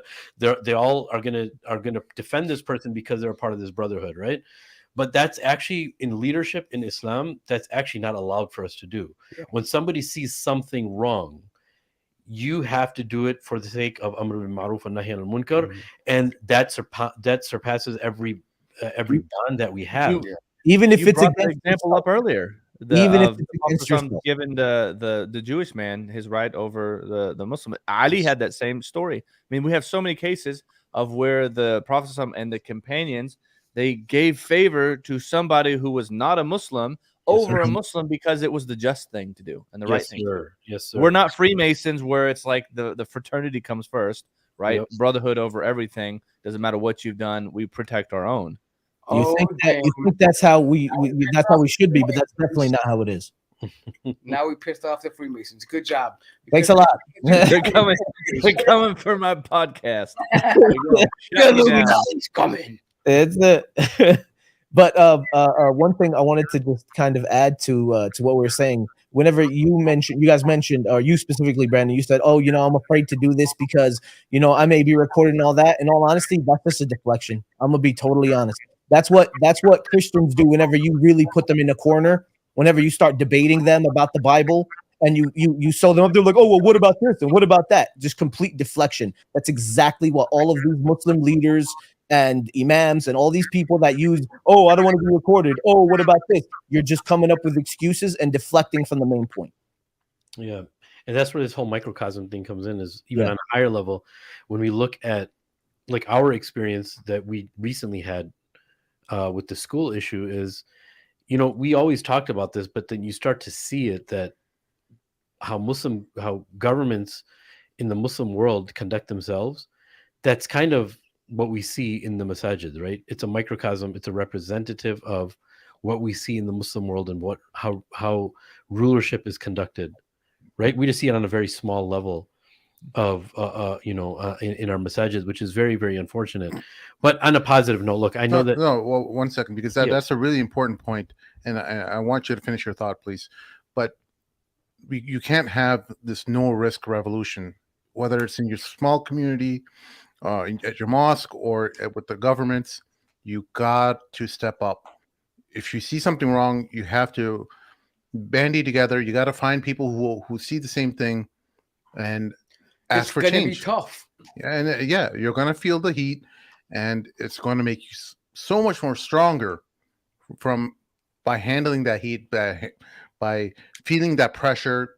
You feel like there's a lot of emotions that come into play when you're putting your neck out there. You feel like you're losing friends and all this. You feel like the world's coming down around you. Well, two things are going to happen if you're sincere. Either it's going to refine your argument, or it's going to strengthen your argument. Yeah. Two things, right? It's going to happen. Either you're going to say, "Hey, I was wrong about this, and I need to tweak it, and this is what the message is, or this is what the idea is," or you're going to say, "You know what? No, actually, this actually is proving why we have a problem, or what my point actually is." Very true. Yes, right? sir. If you're sincere. If you're not sincere, then this could be, the downfall of you, and it could be like just, even further your arrogance and all these kind of things, right? So it really depends on the ikhlas and the sincerity that you have, right? Sir. Are you really genuinely doing this for the community, lillahi subhanahu wa ta'ala, or are you doing it because you want to have the board name check next to your name, or because you want to add it to your LinkedIn profile, or because you want to walk in and get that premium parking spot for Salatul Jummah, right? You have to know why you're doing Kiss the things. ring. Look, genuinely wanting change requires you not just to throw up a Facebook post or a YouTube video. That a lot of people can do, but the hard thing to do is being a regularly part of the mosque. And this starts with me as a reminder to myself. You have to be part of the community that you want to see change in.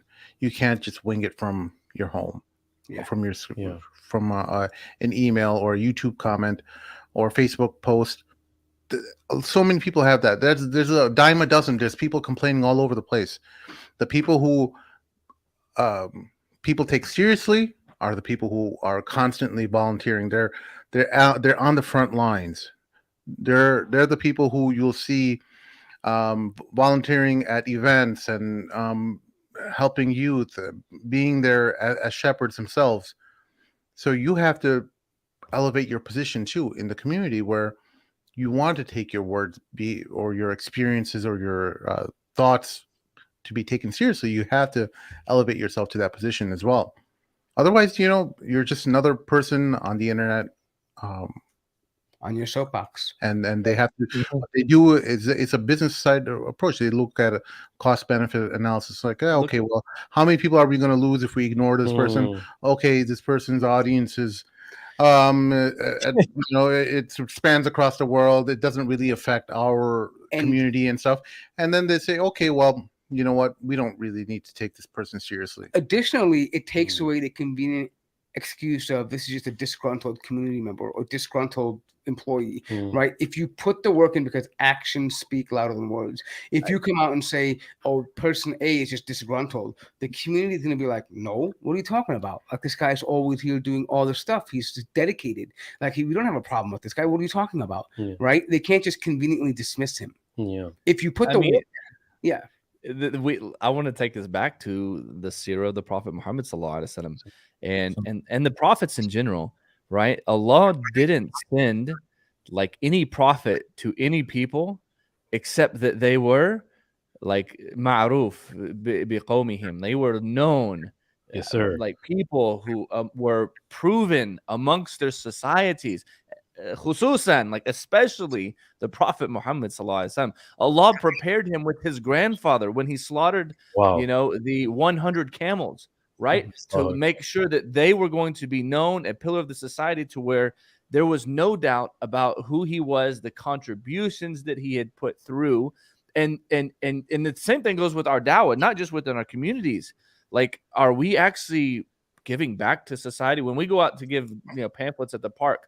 Are we actually really contributing into the communities where we are? Are we part of the food banks like all these other Christians and their charities and organizations? Are we fulfilling the rights that we have upon the people and the weak around us? Like, what was so special about the Prophet Muhammad is that he elevated the weak amongst him, and this gave him the traction that nobody could say a single thing about him when he claimed prophethood, because he was a prophet. Yes, sir. But when he did, they couldn't say anything about him because there was no doubt in their minds that he was sincere, even though they still tried and they gave him names. But now we don't give a crap about the weak. Okay.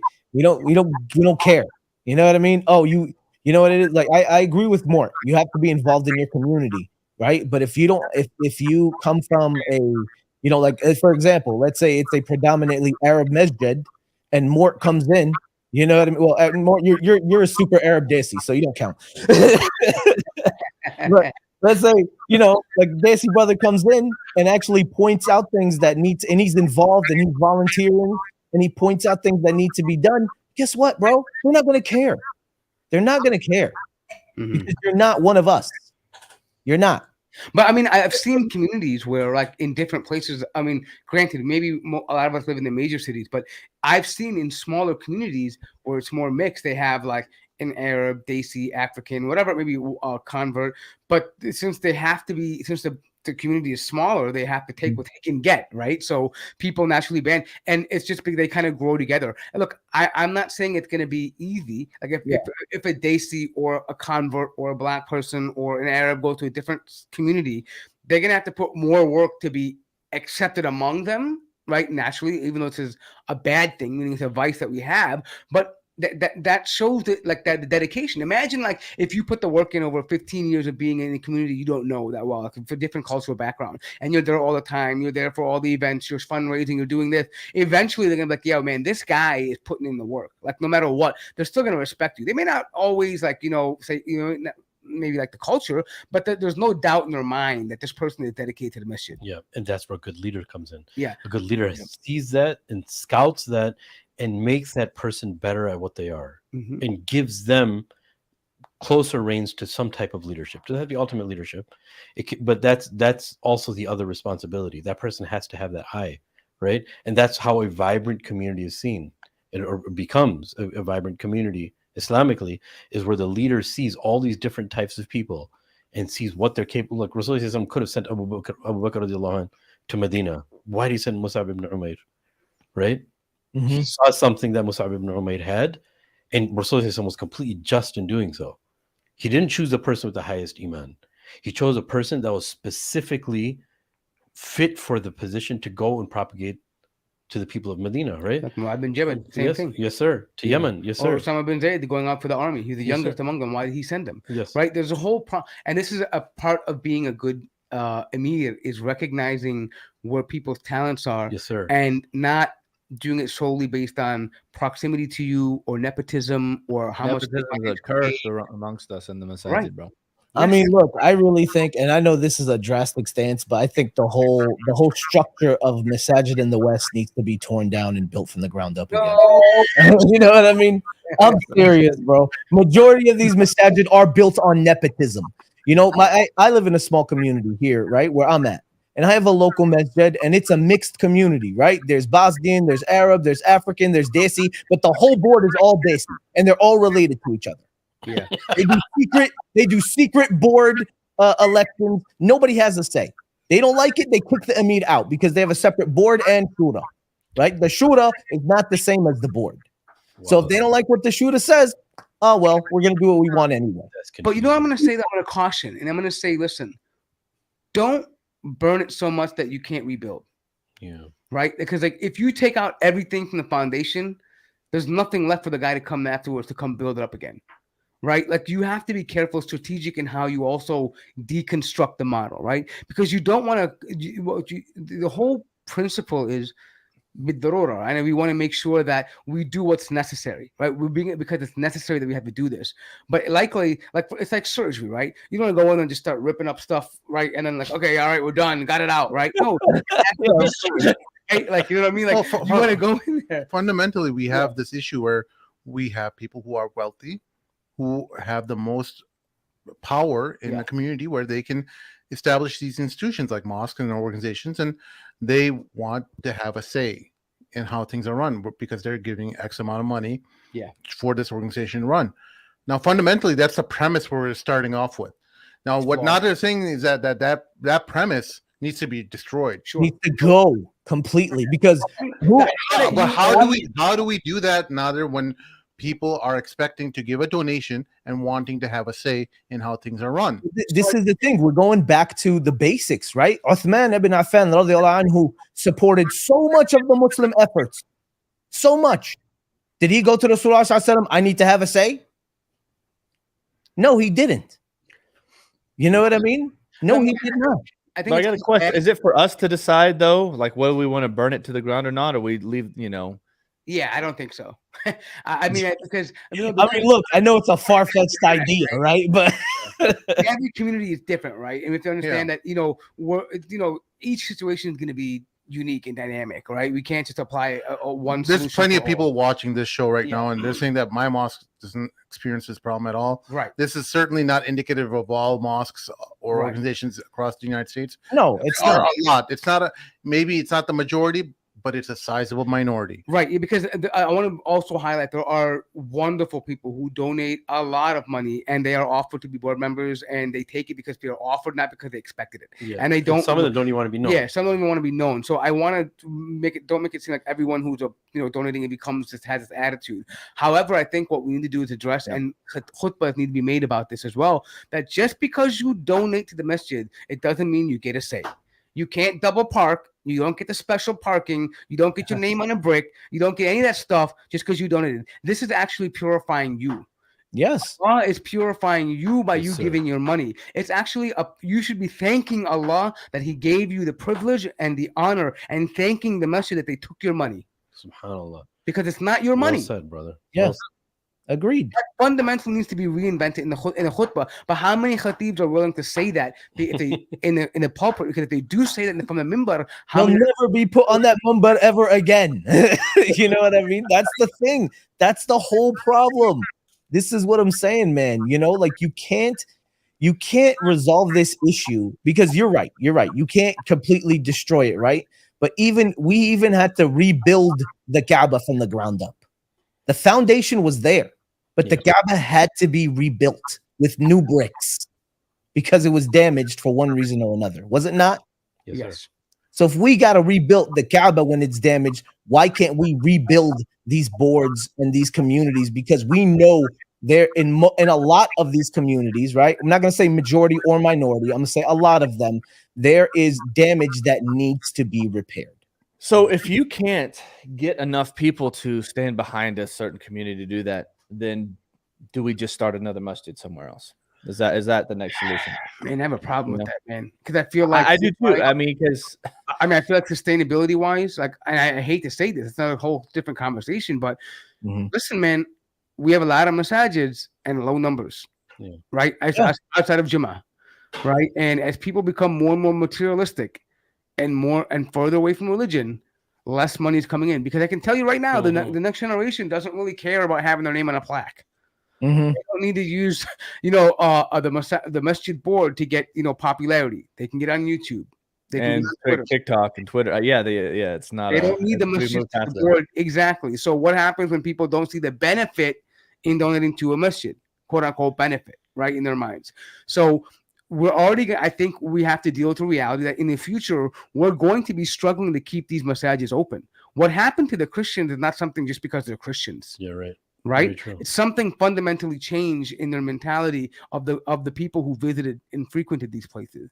And we'll see that too if we are not careful. And I see it happening already. So the idea of just building if you're gonna, and just as a side note, if we're gonna build a masjid from now on, I don't want to donate me personally to a masjid, a newer one, unless it's gonna be self-sustainable. Unless there's a plan for it to be self-sustainable, I don't see the need in donating to a new masjid, especially in my area. We have tons of masajids that I can go to. Well, you brought an amazing point. Well, fundamentally, the first masjids in Islam were small mud brick buildings. Exactly. And we've inherited this problem because we want beautiful, gorgeous mosques that cost $50,000 chandeliers, tens of millions of dollars. You want and they've been fundraising for certain mosques for 9-10 years, and they still haven't even broken ground on some of them.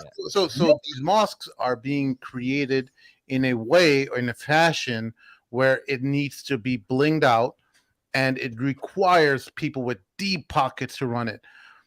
How many? A mosque essentially needs maybe an acre or two of property. I'm all about steel buildings, baby. And you just need 4 walls and a ceiling, air conditioning, and a gun range out back with some horses and archery, bro, and a pool. People don't want that anymore. Brandon, people don't want that anymore. They want to be associated with the mosque that's decked out to the nines. They want it to look like they're Mercedes. They want the compound. That's what they want. Does this come from the inferiority complex of being amongst the white man and the Western? I don't think it's amongst the white man. I think it's no, it's about each other. Listen, you know what? They'll say, "Oh, the Yahud have wonderful things," people when they see the grandeur of the Muslims, they're gonna say, "Oh, Islam is correct." They're so deluded; they think that they have to have the riches. The perception of this masjid is what's gonna make people Muslims, rather than the content of what's in or the environment in the masjid. Exactly. That's the biggest problem, right? Like, for example, you have masajids specific in an area that have $50,000, $60,000, $70,000, $100,000 chandeliers, but they don't have a proper place to make ghusl of a dead body. Wow. See that? You see that statement right there? That's what needs to be addressed, but will never be addressed. And even if it is, it will never be taken seriously.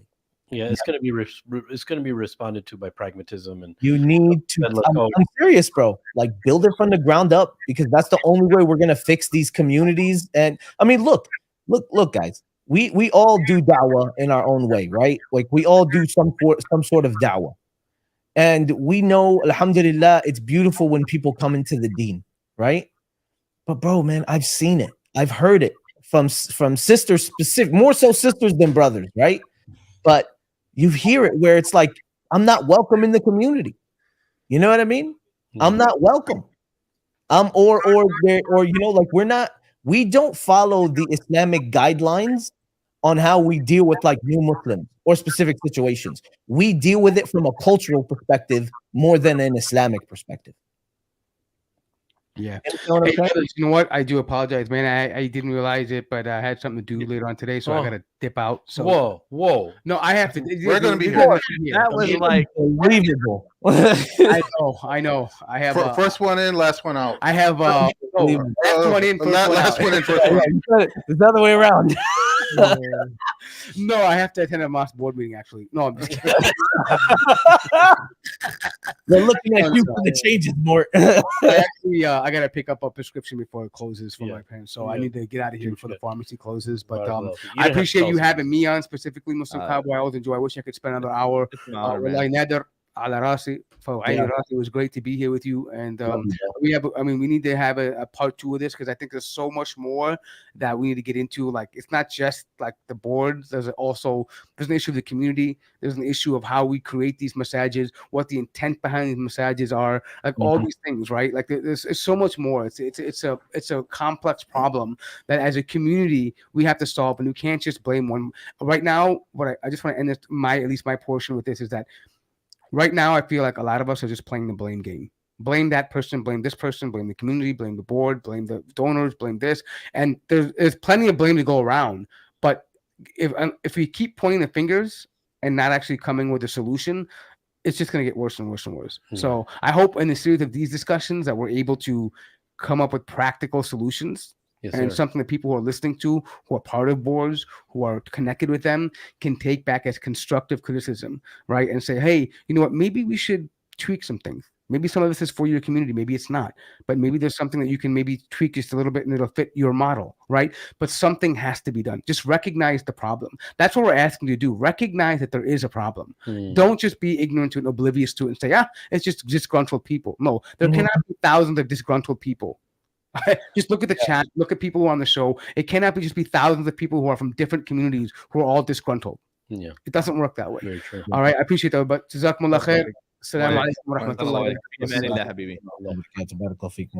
You know, Brandon, when the Madam Luke's was first starting, I thought about, we have to make this a huge studio. This is not just going to be for the Madam Luke's. We're going to make this so much bigger for other content creators and etc.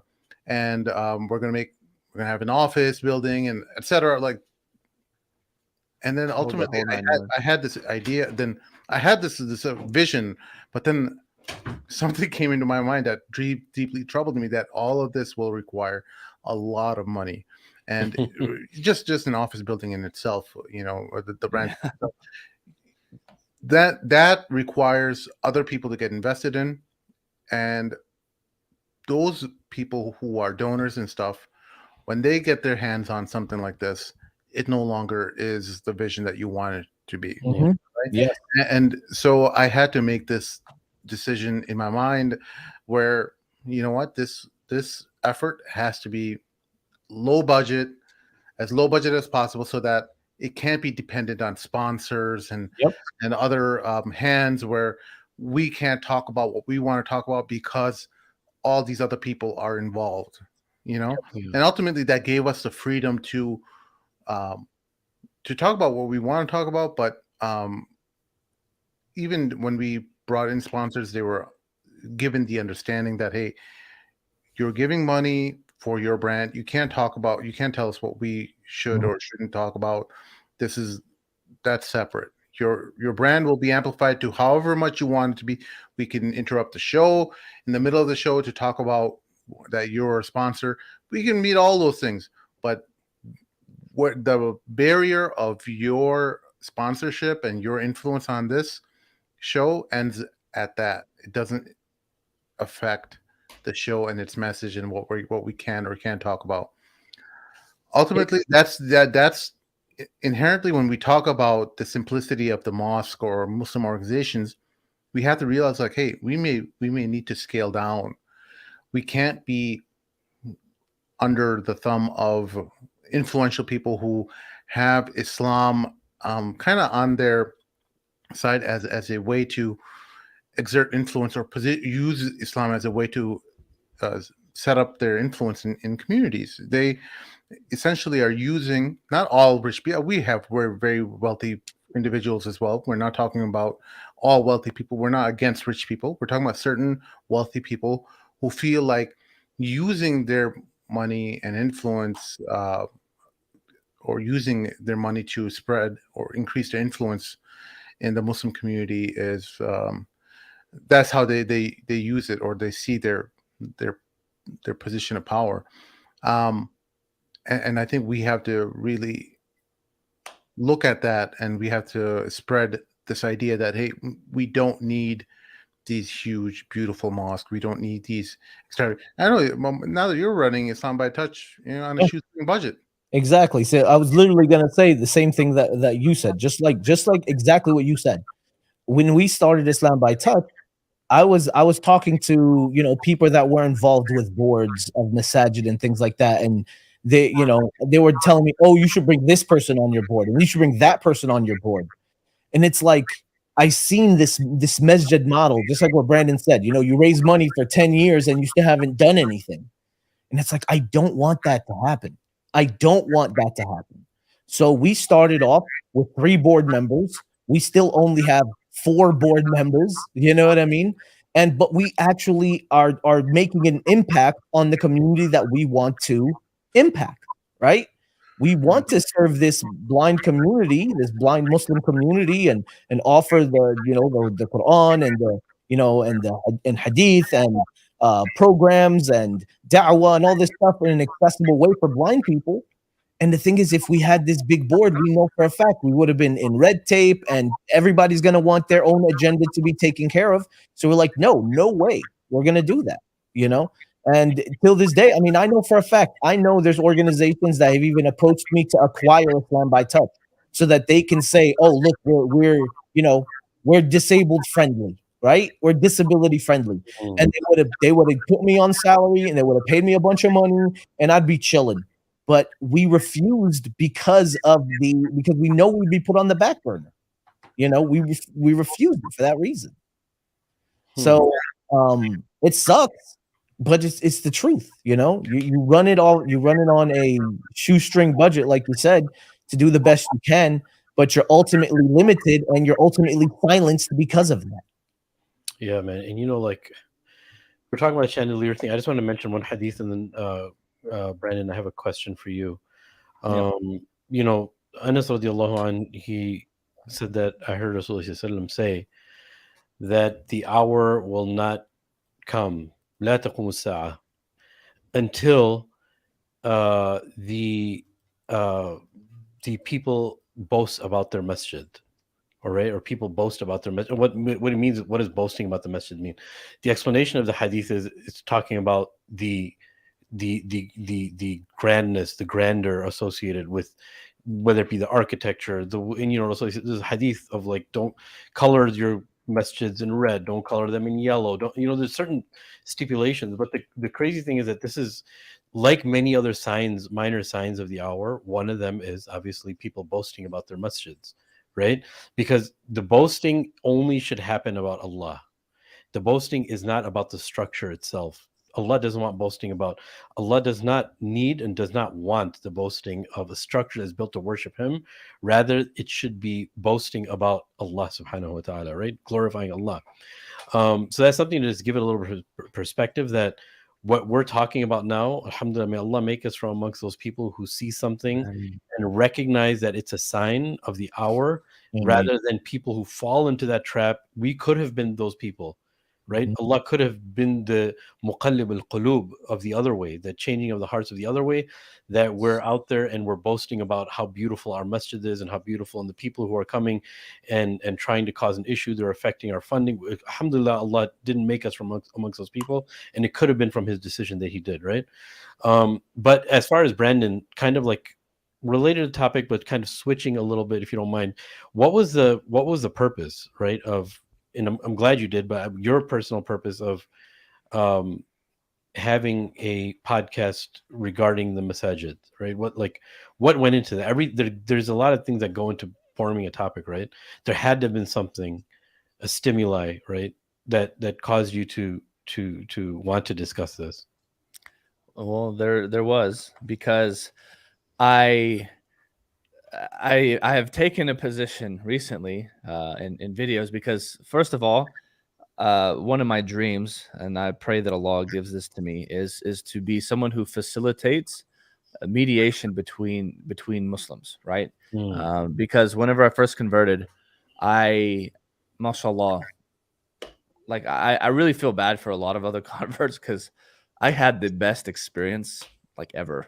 I mean, I was pampered, taken so good care of. I mean, even other white converts, like people say, oh, it's because but I know people who were just left, to rot, in their dungeons, right? No one cared about them, but Allah gave me some amazing people in the Houston community, and I really got to see like islah, like reconciliation and brotherhood and all kinds of stuff happen, like that made me just like, this is what I love. Like, so alhamdulillah, Allah kept me in that, to where I see everything from like this middle path perspective, where I see where people are coming from on this side of the spectrum, and I totally get what these people from this are about on this side of the spectrum. And I'm like the guy who was like, okay, I want to bring this together, and I'll call out both parties, and I'll tell them like, hey, I think that you're going wrong on this issue, and so on and so forth. And so recently, obviously, I have connections with people who are from the celebrity, quote unquote, we're going to call them that, celebrity Dawah scene. And I have, the ability to communicate with people and get information from them, and they say these things. And then people on the other end of the spectrum who they say, okay, well, we have issues with those people. I want to let people know that, look, at the end of the day, we need to care about what is best for our communities, right? And so the question is do we, and I asked this in one of my videos I put up recently, like, is this a thing where we should just, like Nader said, and that's why I wanted to ask him the question, is this an actual thing where we just decide to burn it all down and rebuild it up, or can something be salvaged where we try to bring people together, because I want, at the end of the day, to see, brotherhood, right? As Allah subhanahu wa ta'ala says in the Quran, innama al-mu'minuna ikhwa, like only, like verily only, like it's innama, right? They're nothing but brothers. Like the believers are nothing but brothers. And so I feel like so often people in the communities, we get so distant from each other. It's kind of like when you drive in a car, like you could get so angry at someone because you have this anonymity, like the way they're driving, and then you could end up like getting road rage and killing them. And then once you're out of the car and you realize this could have been like, that could be like a Muslim brother who you love at the masjid, but because of this anonymity that happened when you had this altercation, not actually knowing who that person was. And that's what we have with the online refutation scene that we talked about our last podcast. And with a lot of this other stuff, we've put these things in place to where we're so distant from each other that we can't have actual real brotherhood conversations. Because if you sit down with someone, if we were to take, a guy who's very skeptical, and then we would take people who have a lot of certainty, let's just put it this way, right? The certainty people and the skeptical people, if they were to sit down and we were to have like a weekend get together where we did like horseback riding and all kinds of brotherhood activities, I guarantee you they would get along. Guarantee you they would get along, and that we would actually look at things on how we can unify in the Dawah. How can we actually make progress against these really big issues that are facing the Muslim community? So going back, the point that I wanted to do this video for was because I'm not on anybody's side. I'm on the side of trying to bring Muslims together, right? Whether that is for the people who are, they have kind of some shady interactions with people who, you know, we were questioning about, and also the side of the little man who wants to see reform because they feel like their voice is not heard. Right. So at the end of the day, what are these solutions? And do we make that golden, beautiful, like mosque or Islamic society or center or something even that's virtual, that's just in the minds? We make an organization, right, that deals with a lot of these issues, that when people say, okay, Islam is about this, right, that this organization has done this so perfectly. Look what they're producing. They're producing da'is who are not just people who give pamphlets, but they're like world changers, community makers, right? We're making, you know, that this organization or this masjid, it makes leaders who makes leaders, right? Like, is this the step? And then once we do that, then other masajid are going to take part. They're going to see this, or do we go into our local communities and try our best to change them? But what if they don't want to change? What if there's no recourse for change? That kind of went into everything that I was thinking. Yeah. And look, fundamentally, what you know, regarding just the whole burning down thing, I don't want people to think that, you know, we're Literally. yeah, literally. No, this is not a literal thing. Obviously, it's not literal, but I think, Yeah. even just on a practical level, how we bring something back up or rebuild the framework of how Muslim organizations and mosques are set up in the United States is basically changing the ideas that people or the perceptions of what constitutes as a mosque in our society. You know, and fundamentally going back to that thinking of, you know, how Nader had explained Sahaba who had given so much of their wealth and not wanting any kind of influence or say in a community, but what that comes back down to, how close our thoughts and emotions back aligned with Islam, you know. And sadly, it's more of a cultural thing in the West, and you just in the Muslim world in itself. Islam has become a very cultural item, that it's not necessarily something that dictates every thought expression of our being, but it's something that we kind of keep off to the side. It's, you know, in it right. It's not in our focus, but it's, you know, just a bit off to the side, and we use it when we need it. When we need to enhance our arguments, we love to bring up Islamic hadith and try to amplify our point using Islam. But when it doesn't suit us, we don't use it, right? And that's sadly the condition of Muslims today. And there are plenty of good Muslims. We're not saying the Ummah is ruined or anything like that. We're saying that regarding the majority of the Ummah, and because these institutions are an expression of our being, the mosque and going into the local government levels, and then the world political level. These are all expressions of who we are. And to think otherwise, that, you know, we don't share blame, we do. To think that we don't share blame is that you're just disconnected from the Muslim community, and you don't know the level of ignorance out there. Great point. Yes, sir. And I think many of us who, myself included, me first and foremost, before anyone, I've had all these wide-eyed ideals that I wanted the Muslim community to be. But then when you go out there, you spend time volunteering, meeting people in your community, realize the level of ignorance by people who are even sincere Muslims, but they have Islam in the back burner. It's not something that is the focus of their daily lives. And you see them being affected by the same things that non-Muslims are being affected by: depression, anxiety, suicide, all the different things, because Islam isn't the focus. It's not, I'm not saying that it's not important in their life. It might be something that's of somewhat importance, but it's not the level of importance that is required for you to stave off all the problems in society, all the distractions and problems that affect normal day-to-day individuals in modern world. Actually, forget about the West. It's just everyone around the world are being affected by these things, and it's just not in our view. And when you build something ground up, you build up something ground up by the individual, because the individual is the most basic unit of society, right? And then you expand that over to families, mosques and organizations, local governments, etc. All of these things are expressions of the individual, and the collection of individuals, sadly, in the Muslim world, is just not something that we can be proud of right now. Yeah, well said, man.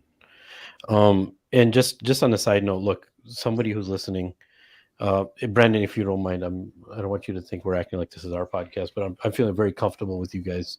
Yeah, you're welcome. It's like if you're at my home, bro, okay. you can go into my fridge as you need to. Allahu Akbar. Like the Muslim Cowboy is not it's not about me, man. It's about the people who I'm reaching. So Oh, this is the Mad Blind Cowboys podcast. That's what it is.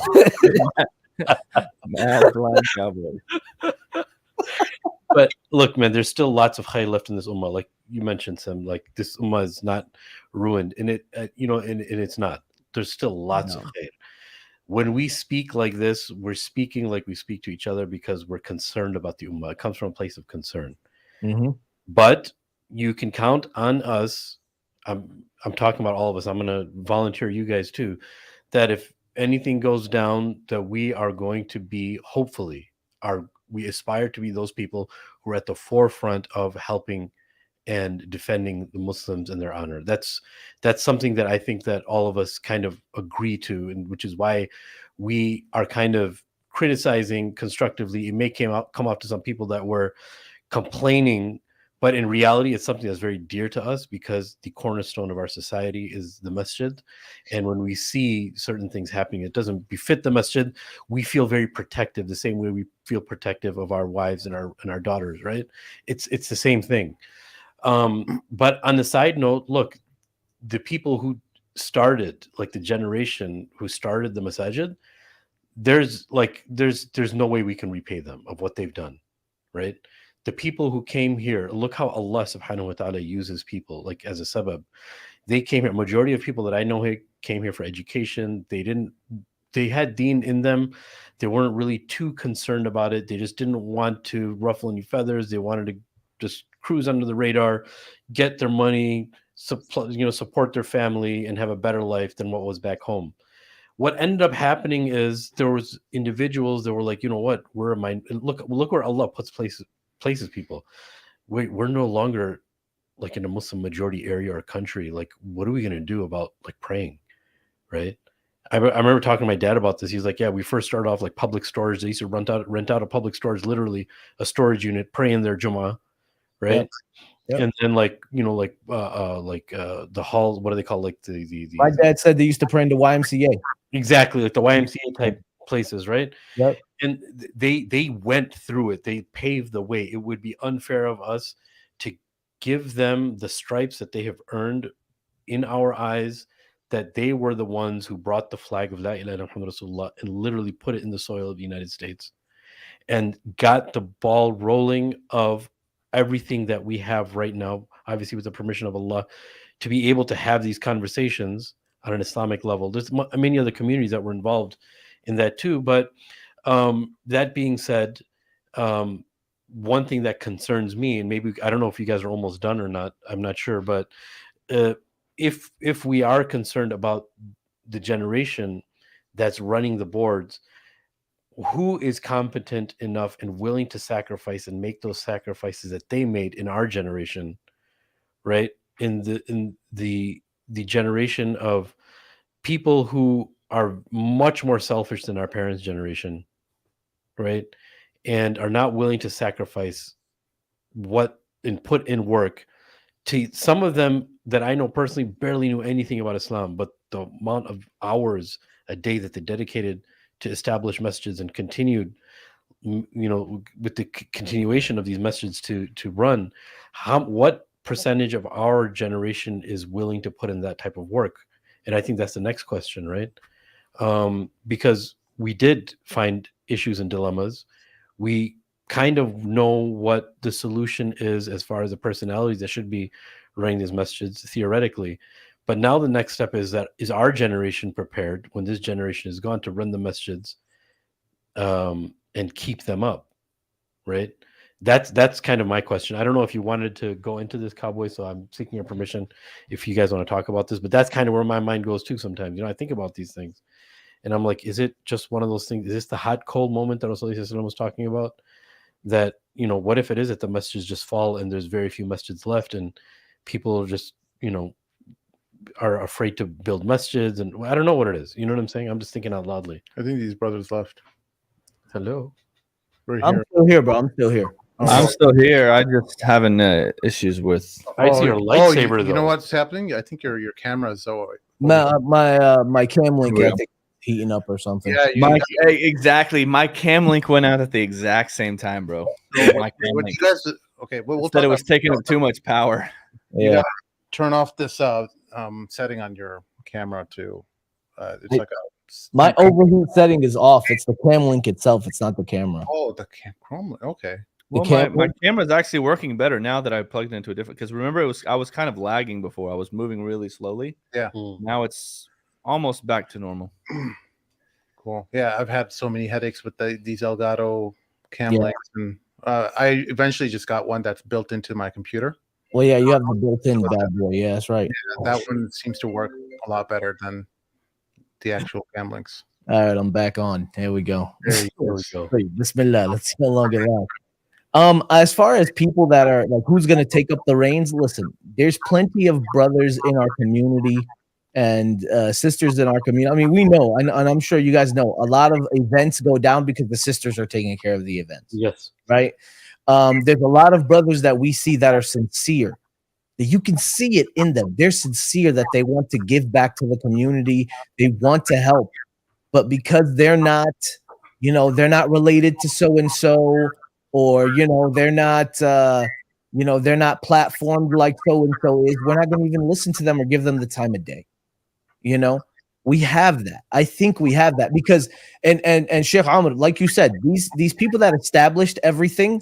You're right. They laid down the groundwork, but I'm sure you can agree with me on this statement that our generation is more religious than the generation that came before us. Our generation is more on our deen because we actually started learning, right? We started learning about hadith, learning about Quran, learning about tafsir, learning about the lives of the Sahaba, learning about the lives of the prophets. We actually learned this stuff, whereas most of the people that came before us, may Allah reward them for everything that they've done. I don't want to take away anything from what they've done. They're all Muslim because they grew up in a Muslim country. You understand what I'm saying?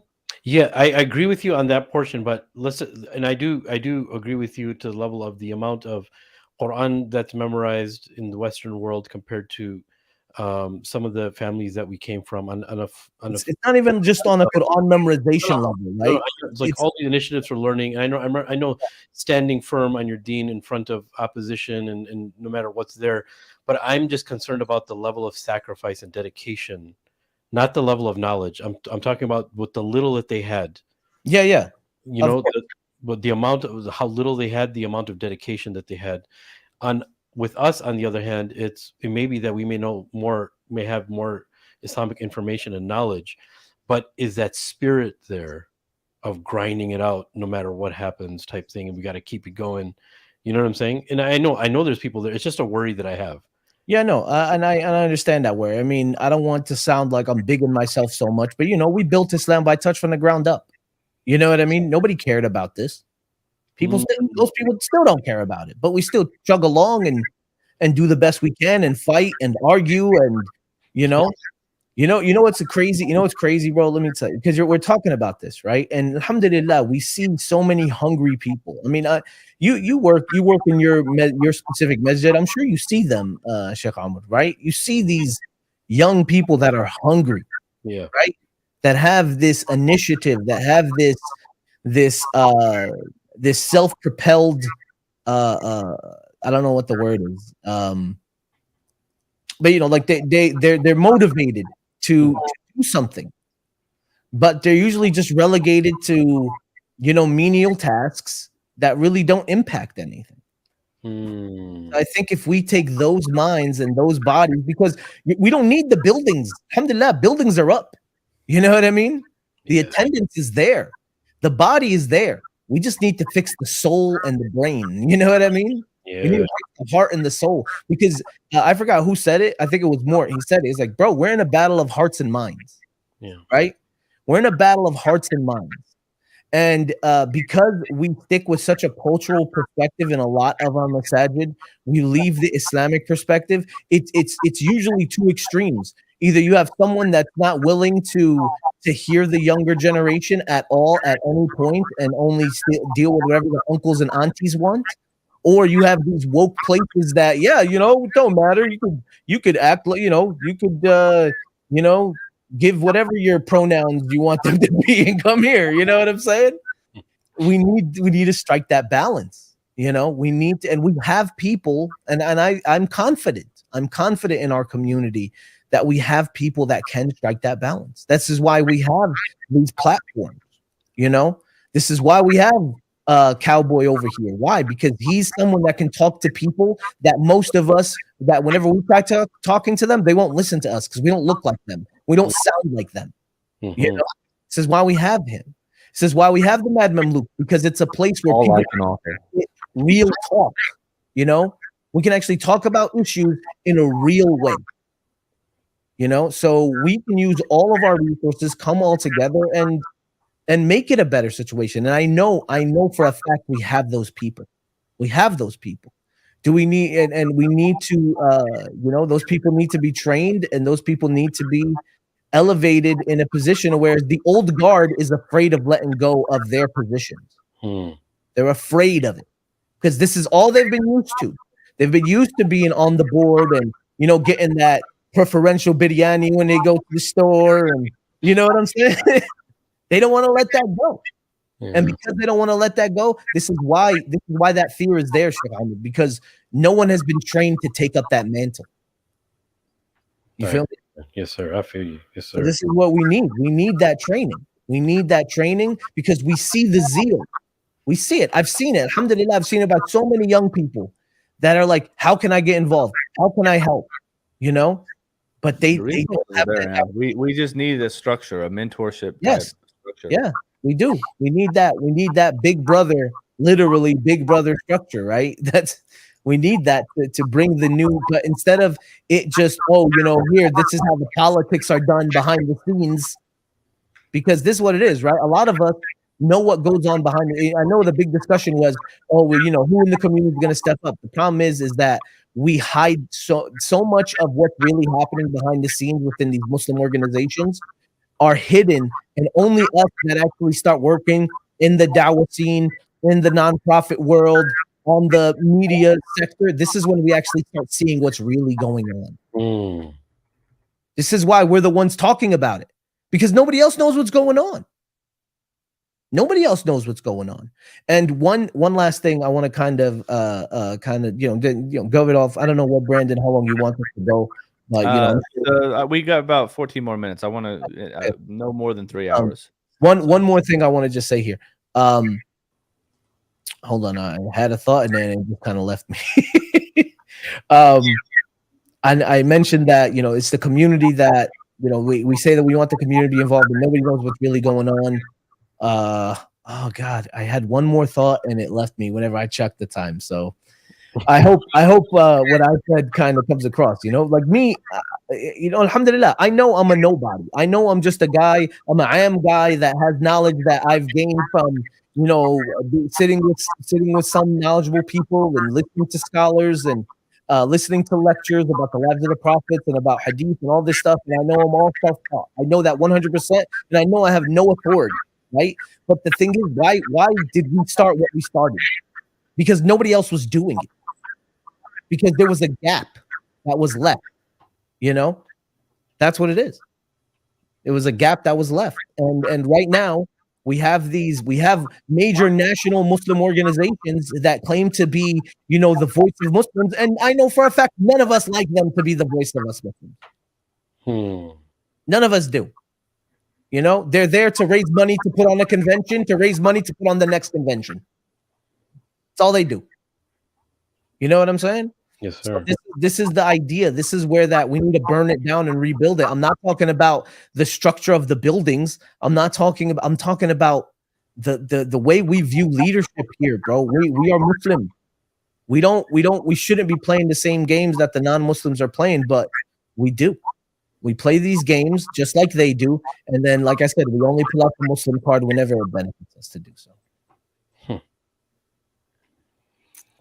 A lot to think about today, bro. I don't know. Yeah, man. Alhamdulillah, bro. Alhamdulillah. No, any shortcomings I have, may Allah forgive me for, and anything I said. All of us, man. No, dude. I mean, it's good to be able to talk to brothers about this stuff. The other things I had no idea. It was almost 3 hours. It just felt like an hour to me, bro. Alhamdulillah. Zoom right by. Y'all got to pray Asr pretty soon, so yeah, man. Yeah, absolutely.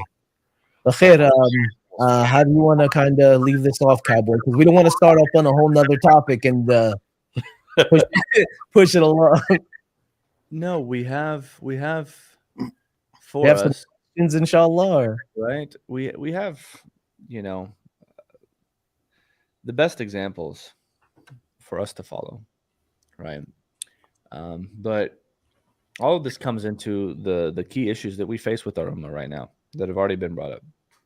Okay, we have an ignorance problem, right? We have a problem of lack of knowledge. Okay, and that lack of knowledge is compounded, and because people don't know what they don't know, they're running off of the things that they do know, which is not very much in many situations. And so people don't know, as community members, as lay people in many communities across the West, how things are supposed to run. They don't have the idea of how the Prophet ﷺ was and how his companions were and how they dealt with people and how things are supposed to be and how Muslims are supposed to be with each other.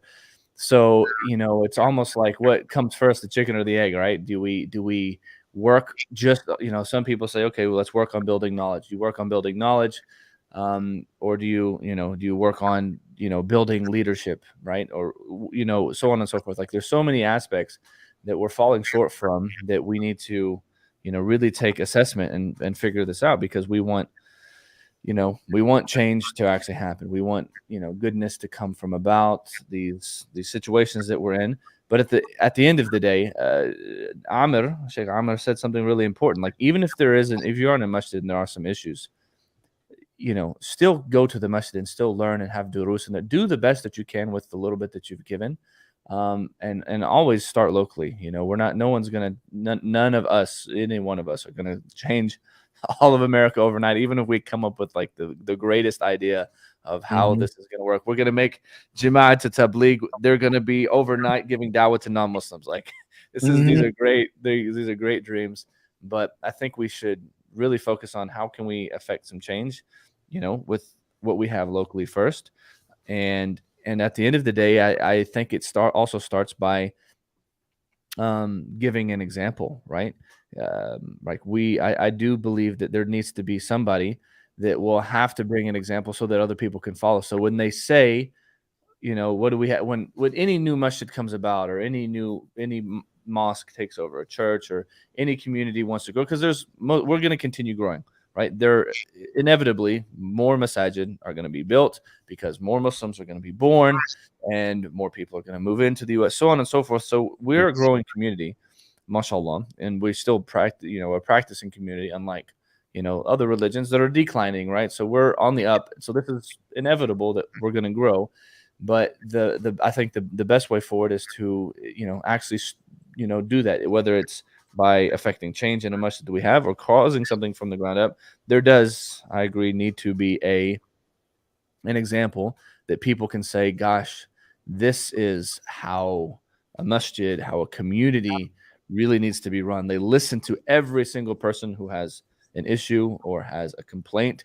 Nobody feels like their voices aren't heard. Nobody feels like they don't care about them, right? That the weak are no better than the strong, and the strong are no better than the weak. I mean, these are all principles that we should learn from the seerah, right? But actually putting it in practice, that's another thing. So as good as these all are, it takes one step. It takes action.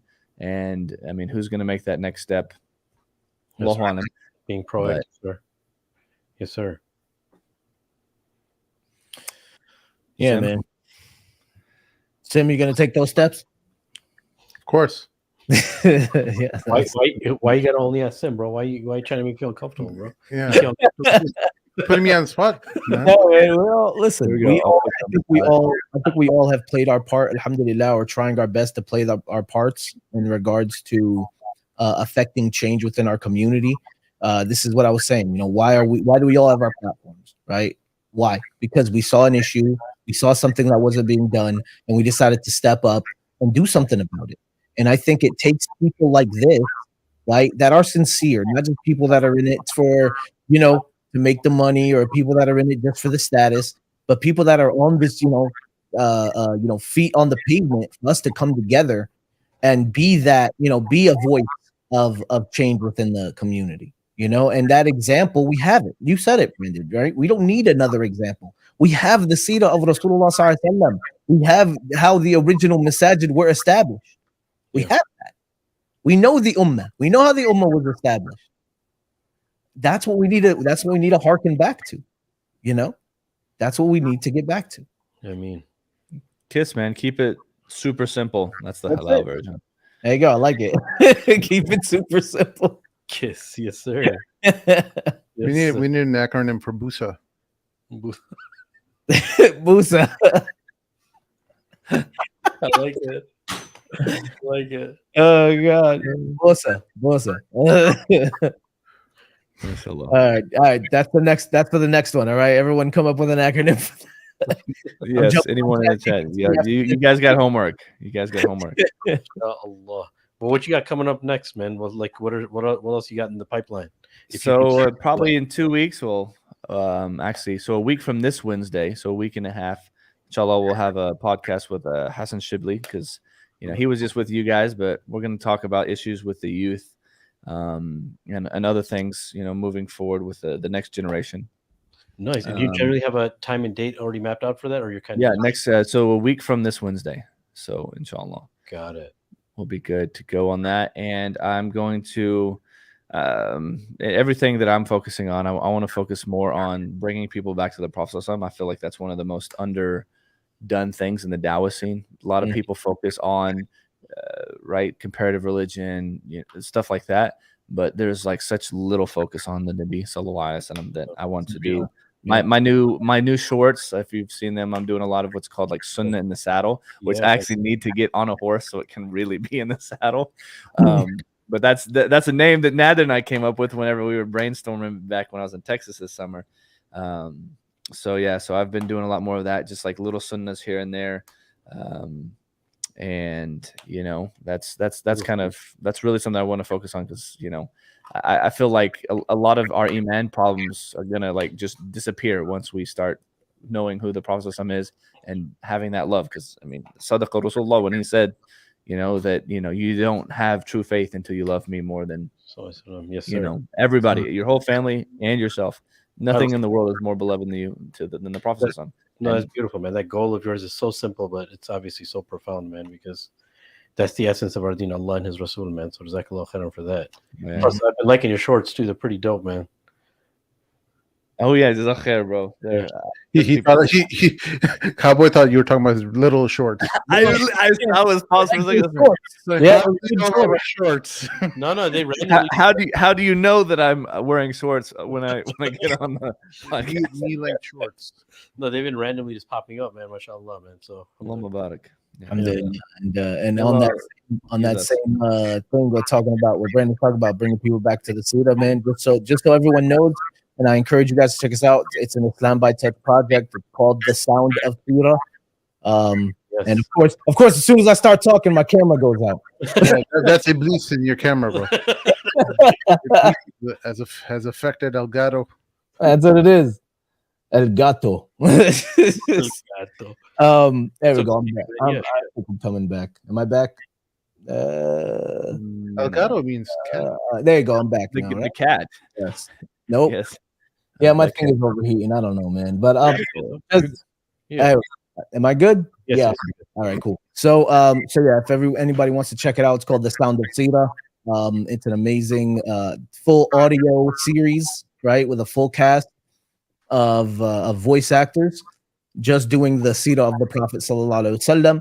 Season 1 is up, and alhamdulillah, we're gonna be starting releasing season 2 soon, inshallah ta'ala, starting in, I believe, in November. So I'd encourage everyone to check it out. It's an amazing way to, get a very, very beginning sense of the Sira and to lead on to more of an academic approach, inshallah. My man. For sure. Wow. What about you guys?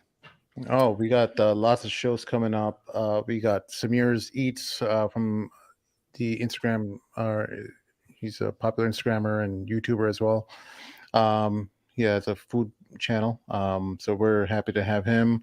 We're also having a brother named Harrison from Indonesia who's coming to visit us back home. So he's a Muslim convert who moved over to Indonesia, and then he's going to be coming and talk about his experiences accepting Islam and moving to a whole other country.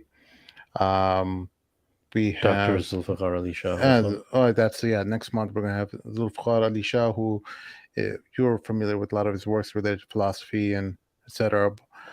So excited to bring him on. Zaid Shamsi, who's matchmaker, him and his wife run a Muslim matchmaking service. He's going to be talking about his experiences related to bringing Muslims together for marriage and all the problems and challenges that he's facing. So excited to hear from him about that.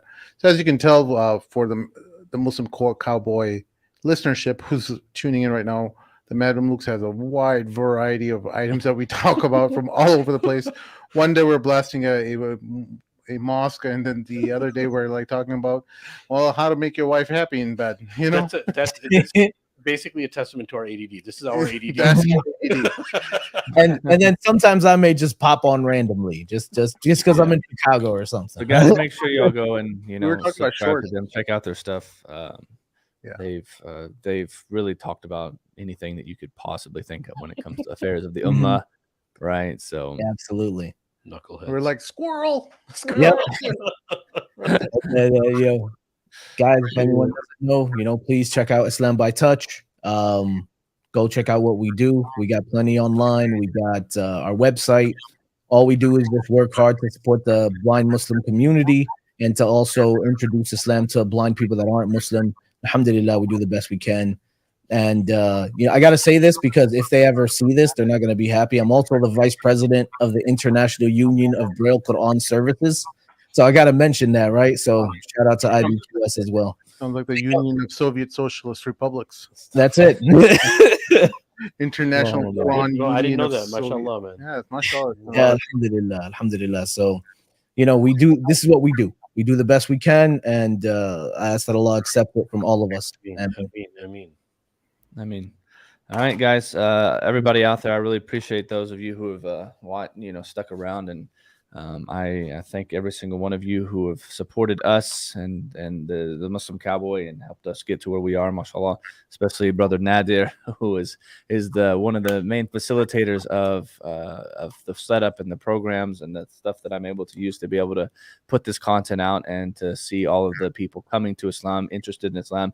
As you guys know, this Michelle sister who is in the chat today, she is someone who I've been in touch with through Dawah activities, and now she's watching Islamic content, and inshallah she seems very close to Islam. So make dua for her, guys. And Sister Michelle, if you have any questions, continue reaching out like you are. We're so happy that you're engaging, and don't be scared to share or ask any questions. And for any other non-Muslims who have watched this show or who are going to watch this show, make sure to go get a free copy of the Quran that I put out on the screen earlier, and it's on the screen now. Just go click on that. It's on my website, themuslimcowboy.com. It's easy. It's free. We ship to Canada, the US, and I believe Australia for right now. And if you don't live in those countries, then Brother Nadir, you hit me an email. Brother Nadir will send it to you anywhere in the world that can be shipped to. So there's options for everything. Anything good that I've said is from Allah subhanahu wa ta'ala. Anything incorrect or bad is from myself and from the shaitan. I ask you to forgive me for any deficiencies. Everybody out there, hopefully we've all benefited. you guys, and I pray that Allah benefits us from this efforts that we do. For verily the Prophet says that Allah, if he loves somebody, then he will use him. So we ask Allah to use us for his deen, to raise the kalimatul ulya, right, to make the word of Allah the most high, and to spread goodness and khair wheresoever that we are. And at the end of the day, you know, may Allah allow us into paradise, and I will have a big old barbecue for you guys there. Inshallah. Inshallah. What a dua. Allahu Akbar. Allah, Ameen. Thank you for having us, Brandon. Nader, always a pleasure. Sir. Thank you. Know, yeah, y'all can't see me, so I guess blindness is mutual here. You got it. Oh God. Anyway, guys, y'all take care. Allah bless you. I mean, All right, brothers. You too, brother. Take care, inshallah. Assalamu alaikum. Assalamu alaikum. Always. Salam, y'all.